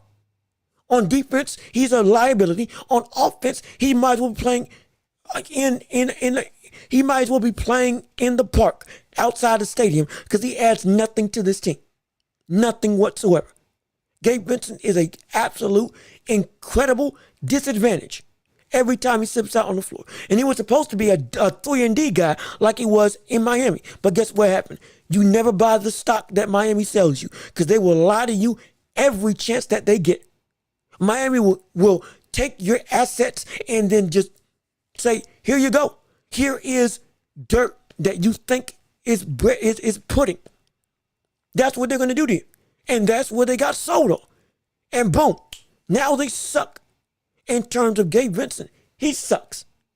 A product of the Miami Heat system, but in and of itself is a horrible player. Horrible. Can't do a doggone thing except for grow a beard that you would see in a Tyler Perry film. Except for a beard that you would grow and see on NCIS Los Angeles. With a shirt, what's his name? The Moore brother. With the bald head. That's it. Thing looks like it's taped on. Doesn't even look like real hair in some situations from certain angles. I've seen that same hairstyle in 2K when I'm making my player. It's horrible. And again, I don't get on personal looks, but objectively, it is not a great look for him because it makes him look older, and indeed doesn't help that the way that he plays, and the way that his facial hair makes him look like a poor man's Carlos Boozer in some situations. It ain't great at all. I've seen, again, his same beard and that same braid style that he's got on the promotional poster on Netflix for a Tyler Perry film. Genuinely. And if you know Tyler Perry movies, you know the exact movie I'm talking about. You know the exact one. This is what we're witnessing when it comes to Gabe Vincent and D'Lo. D'Lo got ice in his veins, not because he's a cold-blooded clutch player, but because the brother is cold from the field.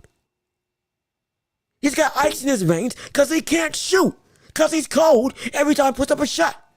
And defensively, his opposition gets hot because they can get to the hole at will.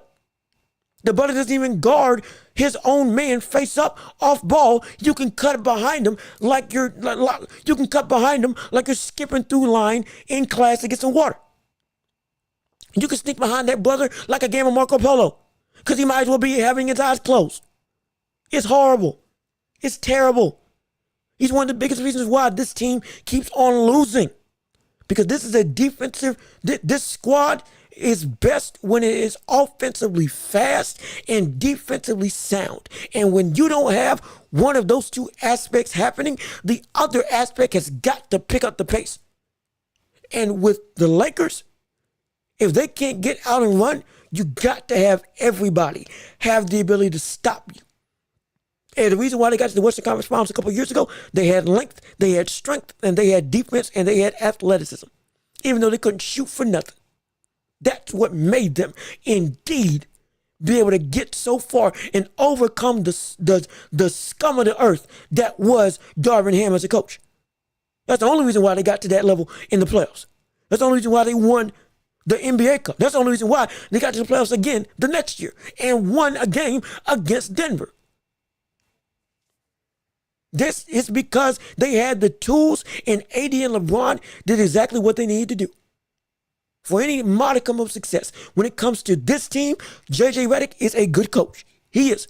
The offensive system looks better, cleaner, and more fluid than we've ever seen them before. Shooting-wise, everybody's got more confidence than ever. And they're running plays for people like Dalton Knecht, Austin Reeves, and up until a point, LeBron, who at one point in the season was shooting 40+% from three and was indeed the best shooter on the team. Outside of Dalton Knecht, it was great.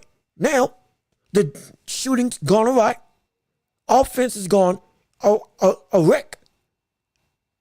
But defensively, the one thing that you can hang your hat on, you can't hang your hat on because, one, you're injured. You are injured. Vanderbilt can't play defense like he wants to, like he can't play at all.